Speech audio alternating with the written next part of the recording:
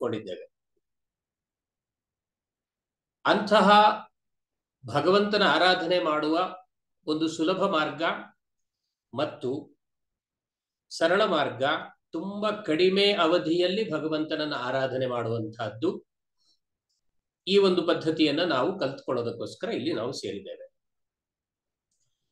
ಈ ಆರಾಧನಾ ಪದ್ಧತಿಯಲ್ಲಿ ಸರಳವಾಗಿ ಇರುವಂತಹ ಕೆಲವು ಶ್ಲೋಕಗಳಿವೆ, ಕೆಲವು ಆರಾಧನೆಯ ಮಂತ್ರಗಳಿವೆ. ಅದನ್ನೆಲ್ಲ ನಾವು ಕಲ್ತ್ಕೊಂಡ್ರೆ ನಿತ್ಯವೂ ಕೂಡ ಅತ್ಯಂತ ಶ್ರದ್ಧೆಯಿಂದ ಅತ್ಯಂತ ಭಕ್ತಿಯಿಂದ ಭಗವಂತನನ್ನು ಪೂಜೆ ಮಾಡಬಹುದು. ಈ ಶ್ರದ್ಧೆ ಅನ್ನೋದು ಬಹಳ ಮುಖ್ಯ ಆಗುತ್ತೆ ಅಂತ ನಾನು ಅನೇಕ ಸಂದರ್ಭಗಳಲ್ಲಿ ಇದನ್ನು ಹೇಳಿದ್ದೇನೆ. ಇವತ್ತು ಕೂಡ ಮತ್ತೆ ಅದನ್ನೇ ಹೇಳ್ತಾ ಇದ್ದೇನೆ. ಶ್ರದ್ಧೆ ಬಹಳ ಮುಖ್ಯ ಆಗುತ್ತೆ ಅಂತ. ಶ್ರದ್ಧೆ ಇಲ್ಲದೆ ಹೋದ್ರೆ ನಾವು ಮಾಡುವ ಯಾವುದೇ ಕೆಲಸದಲ್ಲಿ ಫಲ ಇರೋದಿಲ್ಲ, ಉತ್ತಮವಾದ ಫಲ ಇರೋದಿಲ್ಲ. ಅದಕ್ಕೆ ಹೇಳಿದ್ದಾರೆ ಶ್ರದ್ಧಾವಾನ್ ಲಭತೆ ಜ್ಞಾನಂ ಅಂತ ಭಗವದ್ಗೀತೆಯಲ್ಲಿ ಹೇಳಿದ್ದಾರೆ. ಅಂದ್ರೆ ಯಾರಿಗೆ ನಿಜವಾದ ಶ್ರದ್ಧೆ ಇದೆಯೋ ಆತನಿಗೆ ಜ್ಞಾನ ಪ್ರಾಪ್ತಿ ಆಗೇ ಆಗುತ್ತೆ ಅಂತ. ನನಗೆ ಜ್ಞಾನ ಪ್ರಾಪ್ತಿ ಆಗ್ತಾ ಇಲ್ಲ ಅಂತ ಯಾರಿಗಾದ್ರೂ ಅನ್ಸಿದ್ರೆ ನಮ್ಮಲ್ಲಿ ಶ್ರದ್ಧೆ ಕಡಿಮೆ ಆಗಿದೆ ಅಂತ ಅರ್ಥ. ಹಾಗಾಗಿ ನಾವು ಅತ್ಯಂತ ಶ್ರದ್ಧೆಯಿಂದ ಅತ್ಯಂತ ಭಕ್ತಿಯಿಂದ ಅತ್ಯಂತ ಏಕಾಗ್ರತೆಯಿಂದ ಈ ತರಗತಿಗಳನ್ನ ಅಟೆಂಡ್ ಮಾಡಿದ್ರೆ ಖಂಡಿತವಾಗಿ ನಮಗೆ ಪೂಜಾ ಪದ್ಧತಿಯ ಸಂಪೂರ್ಣ ಜ್ಞಾನವನ್ನ ಪಡ್ಕೊಳ್ಳೋಕೆ ಸಾಧ್ಯ ಇದೆ, ಹಾಗೇ ಆಗುತ್ತೆ. ಅನೇಕರು ಅನೇಕ ರೀತಿಯಾದಂತಹ ಗೊಂದಲದ ಪ್ರಶ್ನೆಗಳನ್ನ ಹಿಂದಿನ ತರಗತಿಗಳಲ್ಲಿ ಕೇಳಿದ್ದೀರಿ. ನಾವು ಮಾಡುವ ಪೂಜೆ ಭಗವಂತನಿಗೆ ತಲುಪಿದೆಯೋ ಇಲ್ವೋ, ಹೇಗೆ ತಿಳ್ಕೊಳ್ಳೋದು ಅಂತ. ನಾವು ಮಾಡುವ ಪೂಜೆ ಭಗವಂತನಿಗೆ ತಲುಪಿದೆಯೋ ಇಲ್ವೋ, ನಮ್ಮ ಮನಸ್ಸಿಗಂತೂ ತಲುಪಿದೆ ಅನ್ನುವಂತಹದ್ದು ಧೈರ್ಯವಾಗಿ ಹೇಳ್ಬೋದು. ಯಾಕೆಂದ್ರೆ ಭಗವಂತ ಎಲ್ಲೋ ದೂರದಲ್ಲಿಲ್ಲ, ಅವನು ನಮ್ಮ ಮನಸ್ಸಿನಲ್ಲೇ ಇದ್ದಾನೆ, ನಮ್ಮ ಹೃದಯದಲ್ಲೇ ಇದ್ದಾನೆ. ಹಾಗಾಗಿ ನಾವು ಮಾಡುವಂತಹ ಪೂಜೆ ಪುನಸ್ಕಾರಗಳು ಖಂಡಿತವಾಗಿ ಭಗವಂತನಿಗೆ ತಲುಪತ್ತೆ. ಯಾವಾಗ ನಾವದನ್ನು ಮನಃಪೂರ್ವಕವಾಗಿ ಮಾಡ್ತೇವೆ, ಮನಸ್ಸಿಟ್ಟು ಮಾಡ್ತೇವೆ, ಶ್ರದ್ಧೆಯಿಂದ ಮಾಡ್ತೇವೆ, ಆಗ ಭಗವಂತನಿಗೆ ಸಾಕ್ಷಾತ್ತಾಗಿ ಸೇರುತ್ತೆ. ಕಾರಣ ಭಗವಂತ ದೂರದ ಎಲ್ಲೋ ಆಕಾಶದಲ್ಲಿ ಕುಳಿತು ಇಲ್ಲ, ಭಗವಂತ ನಮ್ಮ ಮನಸ್ಸಿನಲ್ಲಿದ್ದಾನೆ, ನಮ್ಮ ಹೃದಯದಲ್ಲಿದ್ದಾನೆ, ನಮ್ಮ ಬುದ್ಧಿಯಲ್ಲಿದ್ದಾನೆ, ನಮ್ಮ ಶಕ್ತಿಯಲ್ಲಿದ್ದಾನೆ, ನಮ್ಮಲ್ಲಿದ್ದಾನೆ. ಆದ್ರಿಂದ ಪೂಜೆ ಅನಿವಾರ್ಯ ಅಂತ. ಪೂಜೆಯನ್ನ ಮಾಡುವಾಗ ಮೊದಲು ಆತ್ಮಾರ್ಚನಂ ಅಂತ ಮಾಡ್ತೇವೆ ನಾವು. ಏನ್ ಆತ್ಮಾರ್ಚನಂ ಅಂತಂದ್ರೆ, ಆತ್ಮ ಅಂದ್ರೆ ನಾವೇ ಅಂತ ಅರ್ಥ. ನಮ್ಮನ್ನು ನಾವು ಅರ್ಚನೆ ಮಾಡ್ಕೊಳ್ತೀವಿ. ಕಾರಣ ನಮ್ಮಲ್ಲಿಯೇ ಭಗವಂತ ಇದ್ದಾನೆ. ದೇಹೋ ದೇವಾಲಯ ಪ್ರೋಕ್ತಃ ದೇವೋ ಜೀವ ಸನಾತನಃ ತಸ್ಮಾತ್ ಅಜ್ಞಾನ ನಿರ್ಮಾಲ್ಯಂ ಸೋ ಅಹಂ ತ್ಯಜೇತ್ ಅಜ್ಞಾನ ನಿರ್ಮಾಲ್ಯಂ ಸೋ ಅಹಂ ಭಾವೇನ ಪೂಜಯೇತ್ ಅಂತ ಹೇಳ್ತಾರೆ. ಅಂದ್ರೆ ಏನ್ ಹೇಳಿ, ದೇಹ ದೇವಾಲಯ ಪ್ರೋಕ್ತಃ. ಒಂದು ವಚನ ಸಾಹಿತ್ಯ ಇದೆ ನೋಡಿ, ಎನ್ನ ದೇಹವೇ ದೇಗುಲ, ಶಿರವೇ ಹೊನ್ನ ಕಲಶವಯ್ಯ, ಕಾಲೇ ಕಂಬ ಕೈಯೇ, ಒಂದು ವಚನ ಸಾಹಿತ್ಯ ಇದೆ ನೋಡಿ. ಆ ವಚನ ಸಾಹಿತ್ಯ ಅದನ್ನೇ ಹೇಳುತ್ತೆ. ಆ ವಚನ ಸಾಹಿತ್ಯದ ಮೂಲ ಸ್ವರೂಪ ಎಲ್ಲಿದೆ ಅಂದ್ರೆ ಈ ಸಂಸ್ಕೃತ ಶ್ಲೋಕದಲ್ಲಿದೆ. ದೇಹೋ ದೇವಾಲಯ ಪ್ರೋಕ್ತಃ. ನಮ್ಮ ದೇಹವೇ ಒಂದು ದೇವಾಲಯ, ಅದಕ್ಕೆ ಆ ದೇವಾಲಯವನ್ನು ಶುದ್ಧವಾಗಿ ಇಟ್ಕೊಳ್ಬೇಕು ಅಂತ ಹೇಳ್ತಾರೆ. ಆ ದೇವಾಲಯಕ್ಕೆ ಯಾವುದೇ ರೀತಿಯಾದಂತಹ ಮಲಿನತೆಯನ್ನು ಮಾಡಬಾರ್ದು ಅಂತ ಹೇಳ್ತಾರೆ. ಆದ್ರಿಂದ ನಾವು ಮೊದಲನೇದಾಗಿ ದೇಹವನ್ನ ಶುದ್ಧ ಇಟ್ಕೊಳ್ಬೇಕು, ದೇಹವನ್ನ ಯಾವುದೇ ಮಾಲಿನ್ಯ ಬಂದು ಸೇರ್ಕೊಳ್ಳದೆ ಇದ್ದಾಗ ನೋಡ್ಕೊಳ್ಬೇಕು ಅಂತ ಹೇಳ್ತಾರೆ. ದೇವೋ ಜೀವ ಸನಾತನಃ. ಆ ದೇವಾಲಯ ಅನ್ನುವಂತಹ ಈ ಶರೀರದಲ್ಲಿ ಒಂದು ಜೀವ ಇದೆ, ಅದೇ ಭಗವಂತ. ಜೀವ ಇದೆಯಲ್ಲ, ಆ ಜೀವವೇ ಭಗವಂತ. ದೇಹೋ ದೇವಾಲಯ ಪ್ರೋಕ್ತಃ ದೇವೋ ಜೀವ ಸನಾತನಃ ತ್ಯಜೇತ್ ಅಜ್ಞಾನ ನಿರ್ಮಾಲ್ಯಂ. ನಮ್ಮಲ್ಲಿರುವಂತಹ ಅಜ್ಞಾನ ಅನ್ನೋದನ್ನು ತೆಗೆದು ಹಾಕ್ಬೇಕು, ನಮ್ಮಲ್ಲಿರುವಂತಹ ಅಹಂಕಾರ ಅನ್ನೋದನ್ನು ತೆಗೆದು ಹಾಕ್ಬೇಕು, ನಮ್ಮಲ್ಲಿರುವಂತಹ ಮಾತ್ಸರ್ಯವನ್ನು ತೆಗೆದು ಹಾಕ್ಬೇಕು, ನಮ್ಮಲ್ಲಿರುವಂತಹ ಅಸೂಯೆಯನ್ನು ತೆಗೆದು ಹಾಕ್ಬೇಕು. ನೋಡಿ, ನಿನ್ನೆ ಪೂಜೆ ಮಾಡದಂತಹ ಎಲ್ಲ ಹೂವುಗಳನ್ನೆಲ್ಲ ತೆಗೆದು ಹೇಗೆ ಹೊರಗಡೆ ಬಿಸಾಕ್ತೇವೋ ಹಾಗೆ ನಮ್ಮ ಮನಸ್ಸಿನಲ್ಲಿರುವಂತಹ ಭಗವಂತನಿಗೆ ನಾವು ಹಾಕಿರುವಂತಹ ಕೆಲವು ಮಲಿನ ವಸ್ತುಗಳಿದಾವಲ್ಲ, ಅಹಂಕಾರ, ಅಸೂಯೆ, ದ್ವೇಷ, ಶತ್ರುತ್ವ, ಇದೆಲ್ಲ ಮಾಲಿನ್ಯಗಳು. ಇಂಥ ಮಾಲಿನ್ಯಗಳನ್ನ ಮೊದಲು ತೆಗೆದು ಹಾಕ್ಬಿಡ್ಬೇಕು. ಹಾಗೆ ತೆಗೆದು ಹಾಕ್ಬೇಕು ಅಂತಂದ್ರೆ ಫಸ್ಟ್ ನಾವು ಮಾಡ್ಬೇಕಾದಂತ ಕೆಲಸ ಏನು? ಶುದ್ಧಗೊಳಿಸಿಕೊಳ್ಳಬೇಕು. ಶರೀರವನ್ನು ಶುದ್ಧ ಮಾಡಿಕೊಳ್ಬೇಕು. ಶರೀರ ಶುದ್ಧ ಮಾಡ್ಕೊಳ್ಳದೆ ಹೋದ್ರೆ ಏನಾಗುತ್ತೆ? ಭಗವಂತನಿಗೆ ಬರ್ಲಿಕ್ಕೆ ಮನಸ್ಸಾಗಲ್ವಲ್ಲ. ನಮ್ಮ ಶರೀರದೊಳಗಡೆ ಭಗವಂತನಿಗೆ ಬರ್ಲಿಕ್ಕೆ ಮನಸ್ಸೇ ಆಗೋದಿಲ್ಲ. ನಾನೊಂದು ಕಥೆ ಬರೆದಿದ್ದೆ, ಸಣ್ಣದಾಗಿರುವಂತಹ ಒಂದು ಕಥೆ.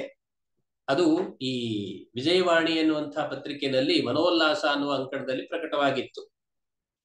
ಒಬ್ಬ ಯುವಕ ದೇವಸ್ಥಾನಕ್ಕೆ ಹೋಗ್ತಾನೆ. ದೇವಸ್ಥಾನಕ್ಕೆ ಹೋಗಿ ಚಡಪಡಿಸ್ತಾನೆ. ತನಗೆ ತುಂಬಾ ಅರ್ಜೆಂಟ್ ಕೆಲಸ ಇದೆ ಅಂತೆಲ್ಲ ಒಂದು ಭಾವನೆ ಇದೆ ಅವನಿಗೆ. ತಾನು ತುಂಬಾ ಬ್ಯುಸಿ ಇದ್ದೇನೆ ಅನ್ನುವಂಥ ಭಾವನೆ ಇದೆ. ಅದಕ್ಕೆ ಅವನು ಏನ್ ಮಾಡ್ತಾನೆ, ಎಲ್ಲ ಪಾಪ ತುಂಬಾ ಜನ ಕುತ್ಕೊಂಡಿದ್ದಾರೆ, ನಿಂತ್ಕೊಂಡಿದ್ದಾರೆ, ದೇವಸ್ಥಾನ ತುಂಬಿಕೊಂಡಿದೆ.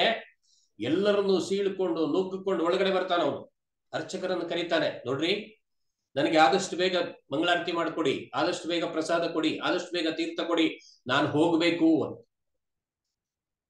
ಸರಿ ಅರ್ಚಕರ ಆಯ್ತಪ್ಪ ಮಾಡ್ಕೊಡ್ತೀನಿ ಅಂತ ಹೇಳ್ತಾರೆ. ಮತ್ತೆ ಅಷ್ಟೊತ್ತಿಗೆ ಅವನಿಗೊಂದು ಕಾಲ್ ಬರುತ್ತೆ, ಫೋನ್ ಕಾಲ್ ಬರುತ್ತೆ. ಅದನ್ನು ಸ್ವೀಕಾರ ಮಾಡ್ತಾನೆ. ಎಲ್ಲರ ಎದುರುಗಡೆ ಮಾತಾಡ್ತಾನೆ, ನಾನು ಹೀಗೆ ಹಾಗೆ ಹೀಗೆ ಅಂತೆಲ್ಲ. ಸ್ವಲ್ಪ ಹೊತ್ತಾದ್ಮೇಲೆ ಮತ್ತೆ ಅವನಿಗೆ ಚಡಪಡಿಕೆ ಶುರು ಆಗುತ್ತೆ. ಅರ್ಚಕರನ್ನು ಮತ್ತೆ ಕರೆದು ಹೇಳ್ತಾನೆ, ಬೇಗ ಮಾಡ್ರಿ, ನಾನು ಅರ್ಜೆಂಟ್ ಹೋಗ್ಬೇಕು ಅಂತ.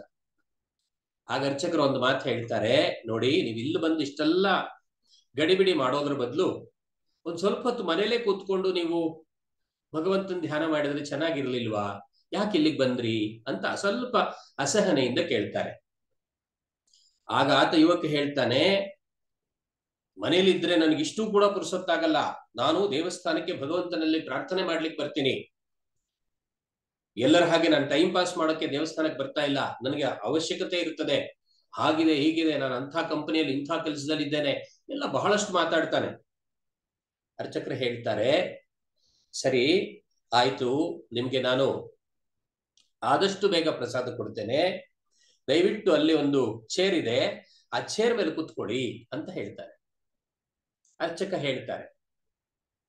ಇವನು ಆಯ್ತು ಅಂತ ಚೇರ್ ಕಡೆ ನೋಡ್ತಾನೆ. ಅದು ತುಂಬಾ ಗಲೀಜಾಗಿದೆ, ತುಂಬಾ ಮಲಿನವಾಗಿದೆ. ಆ ಚೇರ್ ಒಳಗಡೆ ಹೋಗಿ ಕುತ್ಕೊಳ್ಳೋದು ಹೇಗೆ? ಅರ್ಚಕರನ್ನು ಕರೀತಾನ ಅವನು. ನೋಡಿ ನೀವ್ ಹೇಳಿದ್ರಿ ನಾನು ಈ ಚೇರಲ್ಲಿ ಹೋಗಿ ಕುತ್ಕೋಬೇಕು ಅಂತ. ಅಲ್ಲಿ ನೋಡಿದ್ರೆ ಎಷ್ಟು ಗಲೀಜಾಗಿದೆ ಅಂತಂದ್ರೆ ಅದ್ರ ಮೇಲೆ ಕುತ್ಕೊಳಕ್ಕಾಗತ್ತಾ ಅಂತ ಬೈದ. ಸರಿ ಅಲ್ಲಿ ನೀವು ಕುತ್ಕೊಳಕ್ಕಾಗಲ್ಲ ತಾನೆ, ಸರಿ ಪಕ್ಕದಲ್ಲಿ ಒಂದು ಚಾಪೆ ಇದೆ, ಅದ್ರ ಮೇಲೆ ಕುತ್ಕೊಳ್ಳಿ ಅಂತ ಹೇಳ್ತಾನೆ. ಅರ್ಚಕ ಹೇಳ್ತಾರೆ. ಸರಿ ಇವನು ಪಕ್ಕದ ಚಾಪೆ ನೋಡ್ತಾನೆ, ಅದು ಇನ್ನೂ ಗಲೀಜಾಗಿದೆ. ಅವನಿಗೆ ಮತ್ತೆ ಕೋಪ ಬರುತ್ತೆ.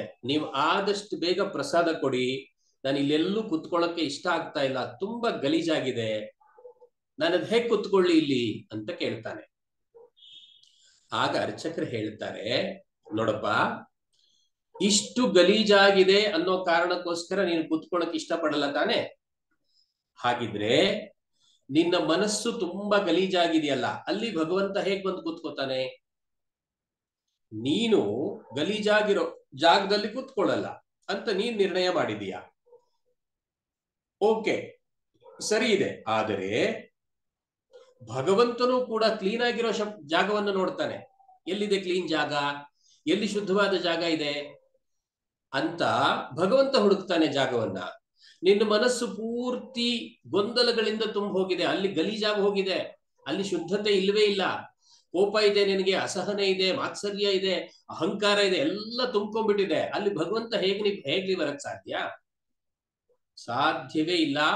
ಮೊದಲು ಮನಸ್ಸನ್ನ ಶುದ್ಧ ಮಾಡ್ಕೊಳ್ಳಿ, ಆಗ ಭಗವಂತ ಬರ್ತಾನೆ ಮನಸ್ಸಿಗೆ ಅನ್ನೋ ಮಾತನ್ನ ಅರ್ಚಕರೇ ಹೇಳ್ತಾರೆ. ಅವನಿಗೆ ದಂಗಾಗ್ಬಿಡ್ತಾನ ಅವನು. ಹೌದಲ್ವಾ, ಎಷ್ಟು ಸತ್ಯವಾದ ಮಾತು ಇದು. ನಾವೇ ಎಲ್ಲೋ ಒಂದು ಅಶುದ್ಧವಾದ ಜಾಗದಲ್ಲಿ ಕೂತ್ಕೊಳ್ಳಕ್ ಇಷ್ಟಪಡಲ್ಲ, ಅಂಥದ್ರಲ್ಲಿ ಅಂಥ ಮಹಾಮಹಿಮನಾದಂಥ ಭಗವಂತ ನಮ್ಮ ಮನಸ್ಸಿನಲ್ಲಿ ಬಂದು ಕೂತ್ಕೋಬೇಕು ಅಂತಂದ್ರೆ ಅದು ಹೇಗ್ ಬಂದು ಕೂತ್ಕೊಳ್ಳಕ್ ಸಾಧ್ಯ? ಅವನು ಖಂಡಿತ ಸಾಧ್ಯ ಇಲ್ಲ. ಆದ್ರಿಂದ ತ್ಯಜೇದ್ ಅಜ್ಞಾನ ನಿರ್ಮಾಲ್ಯಂ ಸೋ ಅಹಂ ಭಾವೇನ ಪೂಜಯೇತ್ ಅಂತ ಹೇಳ್ತಾರೆ. ಅಂದ್ರೆ ನಾವು ನಮ್ಮ ಮನಸ್ಸಿನ ಈ ಎಲ್ಲ ಅಜ್ಞಾನಗಳನ್ನ ತೆಗೆದು ಹಾಕ್ಬೇಕಂತೆ. ಯಾವ ಅಜ್ಞಾನಗಳು? ಈ ಅಹಂಕಾರ, ದರ್ಪ, ಕೋಪ, ಅನಿಷ್ಟಗಳು, ದುಷ್ಟ ಚಿಂತನೆಗಳು, ಇಂಥ ಅನೇಕ ಅಜ್ಞಾನದ ನಿರ್ಮಾಲ್ಯಗಳನ್ನ, ದೋಷಗಳನ್ನ ತೆಗೆದು ಹಾಕಿ, ಅದಾದ ಮೇಲೆ ನಾವು ಪರಿಶುದ್ಧವಾದ ಆಸನವನ್ನ ತಯಾರು ಮಾಡಿದ್ರೆ ಮನಸ್ಸಿನಲ್ಲಿ ಭಗವಂತ ಬಂದು ಕೂತ್ಕೊಳ್ತಾನೆ ಅಂತ ಹೇಳ್ತಾರೆ. ಅಲ್ಲಿಗೆ ನಾವು ನಮ್ಮ ಪರಿಶುದ್ಧತೆಯನ್ನ ಮೊದಲು ಮಾಡಿಕೊಳ್ಬೇಕು. ದೇಹೋ ದೇವಾಲಯ ಪ್ರೋಕ್ತ, ನಮ್ಮ ದೇಹವೇ ದೇವಾಲಯ ಅನ್ನುವಂತಹ ಸತ್ಯವನ್ನು ನಾವು ಅರ್ಥ ಮಾಡ್ಕೊಳ್ಬೇಕು. ಆ ದೇಹಕ್ಕೆ ಅಷ್ಟು ಪವಿತ್ರವಾದಂತಹ ಸ್ಥಾನ ಇದೆ. ಯಾಕೆ ಅಂದ್ರೆ ಭಗವಂತ ನಮಗೋಸ್ಕರ ಕೊಟ್ಟು ಕಳಿಸಿರುವಂತಹ ಒಂದು ಒಳ್ಳೆಯ ಅವಕಾಶ ಇದು. ಶರೀರ ಇಲ್ಲದೆ ಹೋದ್ರೆ ಏನ್ ಮಾಡಕ್ಕಾಗತ್ತೆ? ಆದ್ರಿಂದಾನೇ ಶರೀರ ಮಾಧ್ಯಂ ಖಲು ಧರ್ಮ ಸಾಧನಂ ಅಂತ ಹೇಳ್ತಾರೆ. ಅಂದ್ರೆ ನಮ್ಮೆಲ್ಲ ಧರ್ಮ ಸಾಧನೆಗಳಿಗೆ, ನಮ್ಮೆಲ್ಲ ಕೆಲಸ ಕಾರ್ಯಗಳಿಗೆ, ನಾವು ಮಾಡುವಂತಹ ಎಲ್ಲ ಚಟುವಟಿಕೆಗಳಿಗೆ ಮೂಲ ಕಾರಣ ನಮ್ಮ ಶರೀರ. ನಮ್ಮ ಶರೀರ ಇಲ್ಲದೆ ಹೋದ್ರೆ ಏನು ಮಾಡಕ್ಕಾಗಲ್ಲ. ಅಂಥ ಶರೀರವನ್ನ ಭಗವಂತನ ಆವಾಸ ಸ್ಥಾನ ಅಂತ ನಾವು ಟ್ರೀಟ್ ಮಾಡಬೇಕು. ಅದನ್ನು ನಾವು ನೆಗ್ಲೆಕ್ಟ್ ಮಾಡೋ ಹಾಗಿಲ್ಲ. ಅದನ್ನ ಪರಿಶುದ್ಧಗೊಳಿಸ್ಕೊಳ್ಬೇಕು. ಯಾವತ್ತೂ ಕೂಡ ಮೊದಲು ಭಗವಂತನ ಪೂಜೆಗೆ ಹೋಗ್ಬೇಕು ಅಂತಂದ್ರೆ ನಾವು ಮೊದಲು ಶುದ್ಧರಾಗಬೇಕು. ಇಲ್ಲದೆ ಹೋದ್ರೆ ಭಗವಂತ ಮಾರು ದೂರ ಇರ್ತಾನೆ. ನಾವು ಶುದ್ಧರಾದಾಗ ಭಗವಂತ ನಮ್ಮ ಜೊತೆ ಬರ್ತಾನೆ. ಆ ಕಾರಣದಿಂದ ನಾವು ಈ ಷೋಡಶೋಪಚಾರ ಪೂಜಾ ಪದ್ಧತಿಯಲ್ಲಿ ಮೊದಲು ಕಲ್ತ್ಕೊಳ್ಬೇಕಾಗಿರುವಂತಹದ್ದು ಏನು ಅಂತಂದ್ರೆ ಶರೀರ ಶುದ್ಧಿ. ಶರೀರ ಶುದ್ಧಿ ಆದ ಮೇಲೆ ಸಹಜವಾಗಿ ಸ್ಥಳ ಶುದ್ಧಿಯನ್ನ ಮಾಡ್ಕೊಳ್ಬೇಕು, ಪರಿಸರ ಶುದ್ಧಿ ಆಗಬೇಕು. ಎಕೋ ಬರ್ತಾ ಇದೆ ಅಂತಾರಲ್ಲ, ಥಿಂಕ್ ಸರಿ ಇದೆ ಅಂತ ಅಂದ್ಕೊಳ್ತೀನಿ. ಎಕೋ ಬರ್ತಾ ಇದೆಯಾ? ಯಾರಾದ್ರೂ ಮೆಸೇಜ್ ಹಾಕಿ, ಎಸ್ ಆರ್ ನೋ, ಕ್ಲಾರಿಟಿ ಇದೆಯಾ, ಸರಿ ಇದೆಯಾ? ಓಕೆ ಓಕೆ ಓಕೆ ಓಕೆ, ಧನ್ಯವಾದ. ಇಂತಹ ರೀತಿಯಲ್ಲಿ ನಾವು ಭಗವಂತನ ಆರಾಧನೆಗೆ ಇಳಿದಾಗ, ಭಗವಂತನ ಆರಾಧನೆಯನ್ನು ಮಾಡಲಿಕ್ಕೆ ಶುರು ಮಾಡಿದಾಗ ಅನೇಕ ಹೊರಕವಚಗಳನ್ನ, ಅಂದ್ರೆ ಎಲ್ಲ ದೋಷಗಳೆಂಬ ಹೊರಕವಚಗಳನ್ನ ಬದಿಗಿಟ್ಟು ಭಗವಂತನಲ್ಲಿ ಲೀನನಾಗಬೇಕು. ಅದಕ್ಕೆ ಮುಖ್ಯವಾಗಿ ಬೇಕಾಗಿರ್ತಕ್ಕಂಥದ್ದು ಶ್ರದ್ಧೆ. ಶ್ರದ್ಧೆ ಇಲ್ಲದೆ ಹೋದ್ರೆ ಮಾಡಿ ಪ್ರಯೋಜನ ಆಗೋದಿಲ್ಲ. ಮೊದಲು ಶ್ರದ್ಧೆಯನ್ನ ಕೂಡಿಸ್ಕೊಳ್ಬೇಕು. ಆ ಶ್ರದ್ಧೆಯೊಂದನ್ನ ನಾವು ಸರಿಯಾದ ರೀತಿಯಲ್ಲಿ ಮಾಡಿದ್ರೆ ಭಗವಂತನನ್ನು ಹುಡುಕೊಂಡು ಹೋಗ್ಬೇಕಾಗಿಲ್ಲ. ಈ ಸಂದೇಹಗಳು ಬರೋದು ಇಲ್ಲ. ಏನ್ ಸಂದೇಹ ಹೇಳಿ? ಮೊನ್ನೆ ಒಬ್ರು ಕೇಳಿದ್ರಲ್ಲ, ನಾವು ಮಾಡಿದ ಪೂಜೆಗೆ ಭಗವಂತನಿಗೆ ತಲುಪತ್ತೋ ಇಲ್ವೋ ಅಂತ ಕೇಳಿದ್ರಲ್ಲ. ಅಂತಹ ಸಂದೇಹಗಳೇ ಬರೋದಿಲ್ಲ. ಯಾಕೆಂದ್ರೆ ನಾವು ಶುದ್ಧರಾಗಿದ್ದಾಗ, ನಮ್ಮಲ್ಲಿ ಭಗವಂತನಿಗೆ ಅದು ಹೋಗಿ ತಲುಪತ್ತೆ ಅನ್ನುವಂತಹ ಭಾವ ಇದ್ದಾಗ ಇನ್ಯಾವ ಸಂದೇಹ ಬರ್ಲಿಕ್ಕೆ ಸಾಧ್ಯ? ನಮಗೆ ಖಂಡಿತವಾಗಿ ಸಂದೇಹಗಳು ಬರೋದಿಲ್ಲ. ಒಂದೇ ಒಂದು ನಮಗಿರಬೇಕಾದಂತಹದ್ದು ಏಕಾಗ್ರತೆ ಮತ್ತು ಶ್ರದ್ಧೆ. ಯಾರು ಶ್ರದ್ಧಾಭಾವದಿಂದ, ಯಾರು ಏಕಾಗ್ರ ಚಿತ್ತದಿಂದ ಭಗವಂತನನ್ನ 15 ನಿಮಿಷ ಪೂಜೆ ಮಾಡ್ತಾರೋ ಅಂತಹ ವಿಶಿಷ್ಟವಾಗಿರತಕ್ಕಂತಹ ಒಂದು ಪದ್ಧತಿಯ ಮೂಲಕ ಭಗವಂತ ನಮ್ಮ ಮನಸ್ಸನ್ನು ಸೇರ್ಕೊಳ್ತಾನೆ, ನಮ್ಮ ಮನೆಯನ್ನು ಸೇರ್ಕೊಳ್ತಾನೆ. ಮಹಾತ್ಮರೊಬ್ರು ಹೇಳ್ತಾ ಇದ್ರು, ಭಾವತಲ್ಲೀನತೆ ಅಂತ ಒಂದು ಶಬ್ದವನ್ನು ಬಳಸ್ತಾ ಇದ್ರು. ಏನು ಭಾವತಲ್ಲೀನತೆ ಅಂತಂದ್ರೆ ಭಗವಂತನನ್ನ ನಮ್ಮ ಅತ್ಯಂತ ಆತ್ಮೀಯ ವ್ಯಕ್ತಿ ಎನ್ನುವ ಭಾವದಿಂದ ನೋಡಿ ಅವನ ಜೊತೆ ಮಾಡತಕ್ಕಂಥ ವ್ಯವಹಾರ, ಇದು ಭಾವತಲ್ಲೀನತೆ ಅಂತ. ಇಂತಹ ಭಾವತಲ್ಲೀನತೆ ನಮಗಿದೆಯಾ? ಇದನ್ನು ನಾವು ಮೊದಲು ಪ್ರಶ್ನೆ ಮಾಡಿಕೊಳ್ಬೇಕು. ಭಾವತಲ್ಲೀನತೆ ಇದೆ, ನಾನು ಪೂಜೆ ಮಾಡ್ತಾ ಇದ್ದೇನೆ, ಆ ಪೂಜೆಯಿಂದ ಭಗವಂತ ತೃಪ್ತನಾಗ್ತಿದ್ದಾನೆ, ಆ ಭಗವಂತ ನನಗೆ ಮಾನಸಿಕ ನೆಮ್ಮದಿಯನ್ನು ಕೊಡ್ತಾನೆ. ಪೂಜೆಯನ್ನು ಯಾಕೆ ಮಾಡ್ಬೇಕು ಹೇಳಿ? ಏನೋ ಪಡ್ಕೊಳ್ಳೋದಕ್ಕಲ್ಲ, ಮಾನಸಿಕವಾದ ನೆಮ್ಮದಿಗೋಸ್ಕರ ಪೂಜೆಯನ್ನು ಪಡ್ಕೊಳ್ಬೇಕು. ಅನೇಕರು ಪ್ರಶ್ನೆ ಮಾಡ್ತಾರೆ, ಹೌದು ಇಷ್ಟೆಲ್ಲ ಪೂಜೆ ಮಾಡಬೇಕು, ಹಾಗೆ ಮಾಡಬೇಕು, ಹೀಗ್ ಮಾಡಬೇಕು ಅಂತ ಹೇಳ್ತಿರಲ್ಲ, ಭಗವಂತ ಇದಾನ? ನಿಜವಾಗಿಯೂ ಭಗವಂತ ಇದಾನ ಅಂತ ಪ್ರಶ್ನೆ ಮಾಡ್ತಾರೆ. ತುಂಬಾ ಜನ ನಾಸ್ತಿಕವಾದಿಗಳೋ ಅಥವಾ ಸುಮ್ಮನೆ ವಿತಂಡವಾದಿಗಳೋ ಹೇಳ್ತಾರೆ, ಕೇಳ್ತಾರೆ, ನಿಜವಾಗಿ ಭಗವಂತ ಇದ್ದಾನ ಅಂತ. ಭಗವಂತ ಇದ್ದಾನೆ ಅನ್ನೋದನ್ನ ಹೇಗೆ ಪ್ರೂವ್ ಮಾಡೋದು? ನಾವು ದೇವಸ್ಥಾನ ತೋರಿಸಿದ್ರೆ ಅವ್ರ ದೇವಸ್ಥಾನ ಇದೆ, ದೇವಸ್ಥಾನದಲ್ಲಿ ಒಂದು ಮೂರ್ತಿ ಇದೆ, ಆ ಮೂರ್ತಿಯನ್ನು ಭಗವಂತ ಅಂತ ಹೇಗೆ ನಂಬ್ತೀರಿ ಅಂತ ಕೇಳ್ತಾರೆ. ಹಾಗಿದ್ರೆ ಹೇಗೆ? ವಿವೇಕಾನಂದರಿಗೆ ಒಬ್ರು ಪ್ರಶ್ನೆ ಮಾಡಿದ್ರಂತೆ, ಇಷ್ಟೆಲ್ಲ ನೀವು ದೇವರು, ಶಕ್ತಿ, ಅದು ಇದು ಅಂತೆಲ್ಲ ಹೇಳ್ತಿರಲ್ಲ, ಹೇಳಿ, ನಿಜವಾಗಿ ಹೇಳಿ, ಭಗವಂತ ಇದಾನ? ಭಗವಂತನ ಅನುಭವ ಆಗಿದೆಯಾ? ಭಗವಂತ ಇದ್ರೆ ಹೇಗಾಗತ್ತೆ?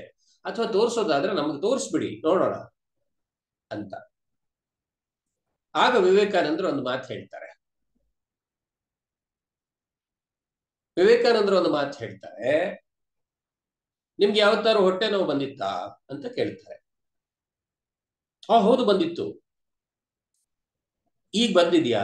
ಸ್ವಲ್ಪ ಬಂದಿದೆ, ತೋರಿಸಿ. ಎಲ್ಲಿಂದ ತೋರಿಸೋದು ನೋವನ್ನ? ಅಥವಾ ಅದರ ಅನುಭವ ಆಗದೇ ಇರುವವರಿಗೆ ನೋವು ಹೀಗೆ ಬರ್ತಾ ಇದೆ ಅನ್ನೋದನ್ನ ಹೇಗೆ ತಿಳಿಸೋದು? ಹಾಗೆ ಭಗವಂತನ ಇರವನ್ನ, ಭಗವಂತನ ಅಸ್ತಿತ್ವವನ್ನ, ಭಗವಂತನ ಒಂದು ರೂಪವನ್ನ ನಾವು ನಾವೇ ಅನುಭವಿಸಬೇಕೇ ವಿನಃ ಇನ್ಯಾರೋ ಅದನ್ನ ತಮ್ಮ ಅನುಭವದಿಂದ ನಮಗೆ ಹೇಳಿಕೊಡೋದಕ್ಕೆ ಸಾಧ್ಯ ಇಲ್ಲ. ಅದಕ್ಕೆ ಮೆಟ್ಟಿಲೇನೆ ಈ ಷೋಡಶೋಪಚಾರ ಪೂಜೆ.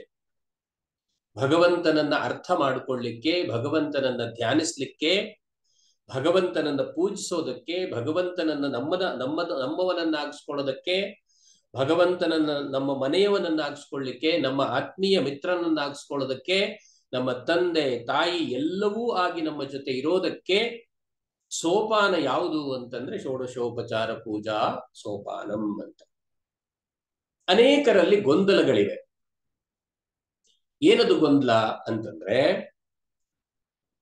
ಸಹಜವಾಗಿಯೇ ಕೆಲವರು ಮೂರ್ತಿ ಪೂಜೆ ಮಾಡ್ತಾರೆ, ಕೆಲವರು ಫೋಟೋ ಇಟ್ಕೊಂಡು ಪೂಜೆ ಮಾಡ್ತಾರೆ, ಇನ್ ಕೆಲವರು ಪ್ರತೀಕಗಳನ್ನು ಇಟ್ಕೊಂಡು ಪೂಜೆ ಮಾಡ್ತಾರೆ. ಪ್ರತೀಕ ಅಂತಂದ್ರೆ ಆ ಒಂದು ಸಿಂಬಲ್ ಇಟ್ಕೊಂಡು ಪೂಜೆ ಮಾಡ್ತಾರೆ. ಹಾಗಿದ್ರೆ ಯಾವುದನ್ನು ಮಾಡುವಾಗ ಹೇಗಿರಬೇಕು ಅನ್ನೋದೊಂದು ಸಂದೇಹ. ಆ ಮೂರ್ತಿ ಪೂಜೆಯನ್ನೋ, ಪ್ರತೀಕ ಪೂಜೆಯನ್ನೋ, ಅಥವಾ ಒಂದು ಸಿಂಬಲ್ ಇಟ್ಕೊಂಡು ಪೂಜೆ ಮಾಡೋದು, ಅಥವಾ ಫೋಟೋ ಇಟ್ಕೊಂಡು ಪೂಜೆ ಮಾಡೋದು, ಏನೇ ಮಾಡಿದ್ರೂ ಕೂಡ ಕೇವಲ ಒಂದು ತೋರ್ಪಡಿಕೆಗೆ ನಾನು ಪೂಜೆ ಮಾಡಬಾರದು ಅನ್ನುವ ಭಾವನೆ ಮೊದಲಿರ್ಬೇಕು. ಏನದು ತೋರ್ಪಡಿಕೆ ಅಂತಂದ್ರೆ, ಎಲ್ಲರೂ ನೋಡ್ಲಿ ಅಂತ ಪೂಜೆ ಮಾಡುವವರ ಸಂಖ್ಯೆ ತುಂಬಾ ಇದೆ. ಅದಕ್ಕೆ ಮನೆಯಲ್ಲಿ ಏನಾದ್ರೂ ದೊಡ್ಡ ಪೂಜೆ ಆಯ್ತು ಅಂದ್ರೆ 1000 ಗಟ್ಟಲೆ ಜನರನ್ನು ಕರೀತಾರೆ. ಅವರು ಒಂದು ಪೂಜೆ ಮಾಡ್ತಾ ಇದ್ದೀನಿ ನೋಡಿ ನೀವು ಅಂತ. ಪೂಜೆ ಅಂತರಂಗಕ್ಕೆ ಸಂಬಂಧಪಟ್ಟಿದ್ದು. ಇದು ತೋರ್ಪಡಿಕೆಯ ವಿಷಯ ಖಂಡಿತ ಅಲ್ಲ, ಆಗಬಾರದು ಕೂಡ. ಕರೆದು ಊಟ ಹಾಕಿ ಕಳಿಸಿ ಸಹಜ ಅನ್ನದಾನ ಮಾಡಿ ಅದೇನೋ ಸತ್ಯ. ಆದರೆ ನಾನು ಮಾಡುವ ಪೂಜೆ ಹೀಗಿರ್ತದೆ ನೋಡಿ ಅಂತ ಆಡಂಬರದ ಪೂಜೆ ಮಾಡೋದಿದೆಯಲ್ಲ, ಅದು ಸರಿಯಲ್ಲ. ಅದಕ್ಕೆ ಹಿರಿಯರು ಹೇಳ್ತಾರೆ, ಜ್ಞಾನಿಗಳು ಹೇಳ್ತಾರೆ, ಪೂಜೆ ಅನ್ನುವಂತಹದ್ದು ನಮ್ಮ ಅಂತರಂಗವನ್ನ ಭಗವಂತನ ಜೊತೆ ಸೇರಿಸ್ಕೊಳ್ತಕ್ಕಂಥ ಒಂದು ಪ್ರಕ್ರಿಯೆ ಆಗಬೇಕೇ ವಿನಃ ಇದು ಲೋಕಕ್ಕೆ ತೋರ್ಕೊಡುವಂತಹ, ಲೋಕದಲ್ಲಿ ಪ್ರದರ್ಶನ ಮಾಡುವಂತಹ ವಿದ್ಯೆ ಖಂಡಿತ ಆಗಬಾರದು. ಅದಲ್ಲ, ಆಗಬಾರ್ದು, ಯಾವ ಕಾರಣಕ್ಕೂ ಆಗಬಾರದು. ಹಾಗಾಗಿ ಮನೆಯಲ್ಲಿ ದೇವರ ಮನೆಯನ್ನ ಅಂತರಂಗದಲ್ಲಿ ಇಟ್ಟಿರ್ತಾರೆ. ಕಲ್ಪನೆ ಮಾಡ್ಕೊಳ್ಳಿ, ಇತ್ತೀಚಿನ ಹೊಸ ಹೊಸ ಬೆಳವಣಿಗೆಯ ಬಿಲ್ಡಿಂಗ್ಗಳಲ್ಲಿ ಅಥವಾ ಕಟ್ಟಡಗಳಲ್ಲಿ ಹೇಗೋ ಇರುತ್ತೆ, ದೇವರ ಮನೆಗಳೇ ಕಾಣಿಸೋದಿಲ್ಲ. ಎಲ್ಲ ವೈಭವೋಪೇತವಾದ ಮನೆ ಇರುತ್ತೆ, ಆದ್ರೆ ದೇವರ ಮನೆ ಎಲ್ಲಿದೆ ಅಂದ್ರೆ ಹುಡುಕಬೇಕು. ಅವ್ರು ಹೇಳ್ತಾರೆ, ದೇವರಿಗೆ ಇಲ್ಲಿ ಜಾಗನೇ ಇಲ್ಲ, ದೇವಸ್ಥಾನದಲ್ಲಿ ಇಟ್ಬಿಟ್ಟಿದೀವಿ ಅಂತ ಹೇಳ್ತಾರೆ. ನಾವೇನಿದ್ರು ದೇವಸ್ಥಾನಕ್ಕೆ ಹೋಗಿ ಕೈ ಮುಗಿದು ಬರ್ತೀವಿ, ಅದಕ್ಕೆ ಹೊರತಾಗಿ ನಾವು ಮನೆಯಲ್ಲಿ ದೇವರ ಮನೆ ಇಟ್ಕೊಂಡಿಲ್ಲ ಅನ್ನೋರ ಸಂಖ್ಯೆ ತುಂಬಾ ಆಗಿದೆ. ಆದರೆ ಮಾನಸಿಕವಾದಂತಹ ನೆಮ್ಮದಿಯನ್ನ, ಮಾನಸಿಕವಾದಂತಹ ಸಂತೋಷವನ್ನು ಪಡ್ಕೊಳ್ಬೇಕಾದ್ರೆ ನಮಗೆ ಭಗವಂತನ ಅವಶ್ಯಕತೆ ಇದೆ. ಆ ಭಗವಂತ ನಮ್ಮ ಮನೆಯಲ್ಲೇ ಇದ್ದಾನೆ ಎನ್ನುವಂತಹ ಒಂದು ಕಾನ್ಫಿಡೆನ್ಸ್, ಆತ್ಮವಿಶ್ವಾಸದ ಅವಶ್ಯಕತೆ ಇದೆ. ಆ ಆತ್ಮವಿಶ್ವಾಸವನ್ನು ಪಡ್ಕೊಳ್ಳಿಕ್ಕಾದ್ರೂ ಕೂಡ ನಾವು ಭಗವಂತನನ್ನ ಆರಾಧನೆ ಮಾಡಬೇಕು. ನಾನು ಹಿಂದೊಂದು ದಿವಸ ಇದನ್ನ ವಿವರಣೆ ಕೊಡುವಾಗ ಹೇಳಿದ್ದೆ. ಮನೆಗೆ ಬಂದಂತಹ ಅತಿಥಿಗಳನ್ನ ನಾವು ಹೇಗೆ ಆರಾಧನೆ ಮಾಡುತ್ತೇವೆ. ಬಂದಂತಹ ಅತಿಥಿಗಳನ್ನ ಇದ್ದಕ್ಕಿದ್ದ ಹಾಗೆ ಬೇಕಾಬಿಟ್ಟಿ ನಾವು ನಡೆಸ್ಕೊಳ್ಳೋದಿಲ್ಲ ಅಲ್ವಾ. ತುಂಬಾ ಮುಖ್ಯವಾದ ಅತಿಥಿಗಳು ಬರ್ತಾರೆ. ಆ ಅತಿಥಿಗಳು ಹೇಗೆ ಅಂತಂದ್ರೆ ಅವರು ಬಂದ್ರೆ ಸಾಕು ನಮ್ಮ ಮನೆಗೆ ಅಂತ ಕಾಯ್ತಾ ಇರ್ತೀವಿ ನಾವು. ಅಂಥ ಅತಿಥಿಗಳು ಬಂದಾಗ ಸುಮ್ಮನೆ ಏನೋ ನಾವು ಬನ್ನಿ ಕುತ್ಕೊಳ್ಳಿ ಅಂತ ಕರೆಯೋದಿಲ್ಲ ನಾವು. ಅವರನ್ನ ಗೇಟ್ ವರೆಗೆ ಹೋಗಿ ವಾಪಸ್ ಕರ್ಕೊಂಡ್ಬರ್ತೀವಲ್ಲ ಅವ್ರನ್ನ, ಅಥವಾ ಮನೆಯ ಮುಖ್ಯ ದ್ವಾರದಿಂದ ಅವರನ್ನು ಒಳಗೆ ಕರ್ಕೊಂಡ್ಬಂದು ಕೂರಿಸಿ ಅವರಿಗೆ ಈಗ ಏನು ನಗರಗಳಲ್ಲಿ ಪದ್ಧತಿ ಇಲ್ಲದೆ ಇರಬಹುದು, ಆದ್ರೆ ಹಳ್ಳಿಗಳಲ್ಲಿ ಇವತ್ತಿಗೂ ಆ ಪದ್ಧತಿ ಇದೆ. ಹೊರಗಡೆ ಒಂದು ತೊಟ್ಟಿ ಇಟ್ಟಿರ್ತಾರೆ, ನೀರಿನ ತೊಟ್ಟಿ. ಅವರಲ್ಲಿ ಕಾಲು ತೊಳ್ಕೊಂಡು ಒಳಗಡೆ ಬರಬೇಕು. ಆವಾಗ ಅಲ್ಲಿ ಮನೆ ಯಜಮಾನನೋ ಅಥವಾ ಮನೆ ಯಾರೋ ಸದಸ್ಯರೋ ಹೋಗಿ ಅಲ್ಲಿ ಆ ಪಾತ್ರೆಯಲ್ಲಿ ನೀರನ್ನು ತುಂಬಿ ಅವ್ರ ಕೈ ಕೊಡ್ತಾರೆ. ಆ ನೀರನ್ನು ತುಂಬಿ ಕೊಟ್ಟಾದ ಮೇಲೆ ಅವರು ಕಾಲು ತೊಳ್ಕೊಳ್ತಾರೆ. ಬಂದ ಮೇಲೆ ಕೈಗೆ ನೀರು ಹಾಕ್ತಾರೆ. ಕೈಗೆ ನೀರು ಹಾಕಿದ ಮೇಲೆ ಒಳಗಡೆ ಕರ್ಕೊಳ್ತಾರೆ. ಒಳಗಡೆ ಕರೆದು ಅವರನ್ನು ಕೂರಿಸ್ತಾರೆ. ಅವ್ರಿಗೊಂದು ಆಸನ ಕೊಡ್ತಾರೆ. ಆಸನವನ್ನು ಕೊಟ್ಟಾದ್ಮೇಲೆ ಕುಡಿಲಿಕ್ಕೆ ನೀರು ಕೊಡ್ತಾರೆ ಅಥವಾ ಏನಾದ್ರೂ ಪಾನೀಯ ಕೊಡ್ತಾರೆ. ಆಮೇಲೆ ತಿನ್ಲಿಕ್ಕೆ ಕೊಡ್ತಾರೆ. ಇದು ಒಂದು ಪದ್ಧತಿ. ಇದು ಈ ಪದ್ಧತಿಯನ್ನ ಯೋಗ್ಯವಾದ ರೀತಿಯಲ್ಲಿ ಭಗವಂತನ ಜೊತೆಗೆ ಮಾಡತಕ್ಕಂತಹ ರೀತಿಯನ್ನ ಷೋಡಶೋಪಚಾರ ಪೂಜೆ ಅಂತ ಕರಿತೀವಿ ನಾವು. ಭಗವಂತನ ಜೊತೆಗೆ ನಾವು ಇದನ್ನು ಮಾಡ್ತೇವೆ. ಭಗವಂತನಿಗೆ ಈ ಎಲ್ಲ ಸತ್ಕಾರಗಳನ್ನು ಮಾಡ್ತೇವೆ, ಈ ಆತಿಥ್ಯವನ್ನ ಮಾಡ್ತೇವೆ. ಅಂತಹ ಆತಿಥ್ಯವನ್ನ ನಾವು ಭಗವಂತನಿಗೆ ಮಾಡಬೇಕಾದ್ರೆ ಮೊದಲು ನಮ್ಮ ಮಾನಸಿಕ ಸ್ಥಿತಿ ತುಂಬಾ ಶಾಂತವಾಗಿರಬೇಕು. ನಮ್ಮಲ್ಲಿ ಅನೇಕರಿಗೆ ಈಗಲೂ ಸಂಶಯ ಇದೆ. ಇದೇನು ಬರೀ ಕಥೆ ಹೇಳ್ತಿದಾರಲ್ಲ, ನಮಗೆ ಷೋಡಶೋಪಚಾರ ಪೂಜೆ ಹೇಳ್ಕೊಡ್ತೀನಿ ಅಂತ ಹೇಳಿಬಿಟ್ಟು 4ನೇ ದಿವಸ ಇವತ್ತು ಬರೀ ಕಥೆನೇ ಹೇಳ್ತಿದಾರಲ್ಲ ಅಂತ. ಖಂಡಿತ ಅಂದ್ಕೋಬೇಡಿ. ಇದೊಂದು ಮನೆಯನ್ನ ಕಟ್ಟಬೇಕಾದ್ರೆ ನಾವು ಮಾಡ್ಕೊಳ್ತಕ್ಕಂತಹ ಅಡಿಪಾಯ. ಇದು ಮನೆ ಕಟ್ಟಬೇಕಾಗಿದೆ, ಬಹಳ ದೊಡ್ಡದು, 3, 4, 5 ಫ್ಲೋರ್ಗಳು ಮನೆ ಕಟ್ಟಬೇಕಾಗಿದೆ. ಇದ್ದಕ್ಕಿದ್ದ ಹಾಗೆ ಮನೆ ಕಟ್ಟಿ ನಿಲ್ಸಕ್ ಸಾಧ್ಯ ಇಲ್ಲ.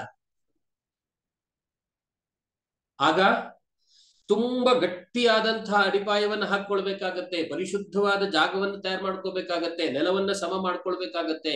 ನೆಲದಲ್ಲಿ ಇರ್ತಕ್ಕಂತಹ ದೋಷಗಳನ್ನ ದೂರ ಮಾಡಬೇಕಾಗತ್ತೆ.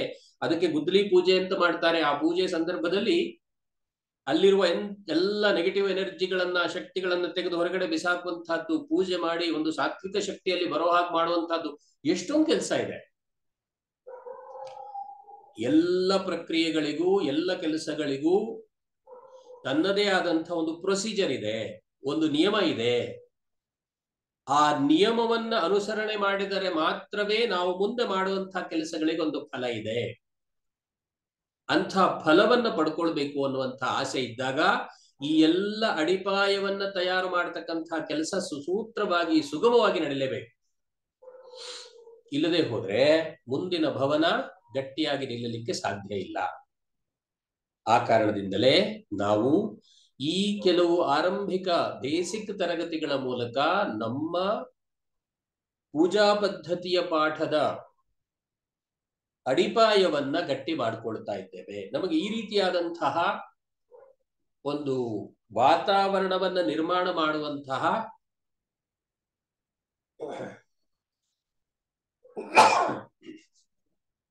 ಕೆಲಸ ನಡಿಬೇಕಾಗಿದೆ. ಆದ್ರಿಂದ ನಾವು ಈ ತರಗತಿಯನ್ನ ಇಲ್ಲಿ ಮುಂದುವರಿಸ್ತಾ ಇದ್ದೇವೆ. ನಮ್ಮಲ್ಲಿ ಈ ಎಲ್ಲ ಗೊಂದಲಗಳಿದಾವೆ ಅಂತ ಹೇಳಿದ್ನಲ್ಲ.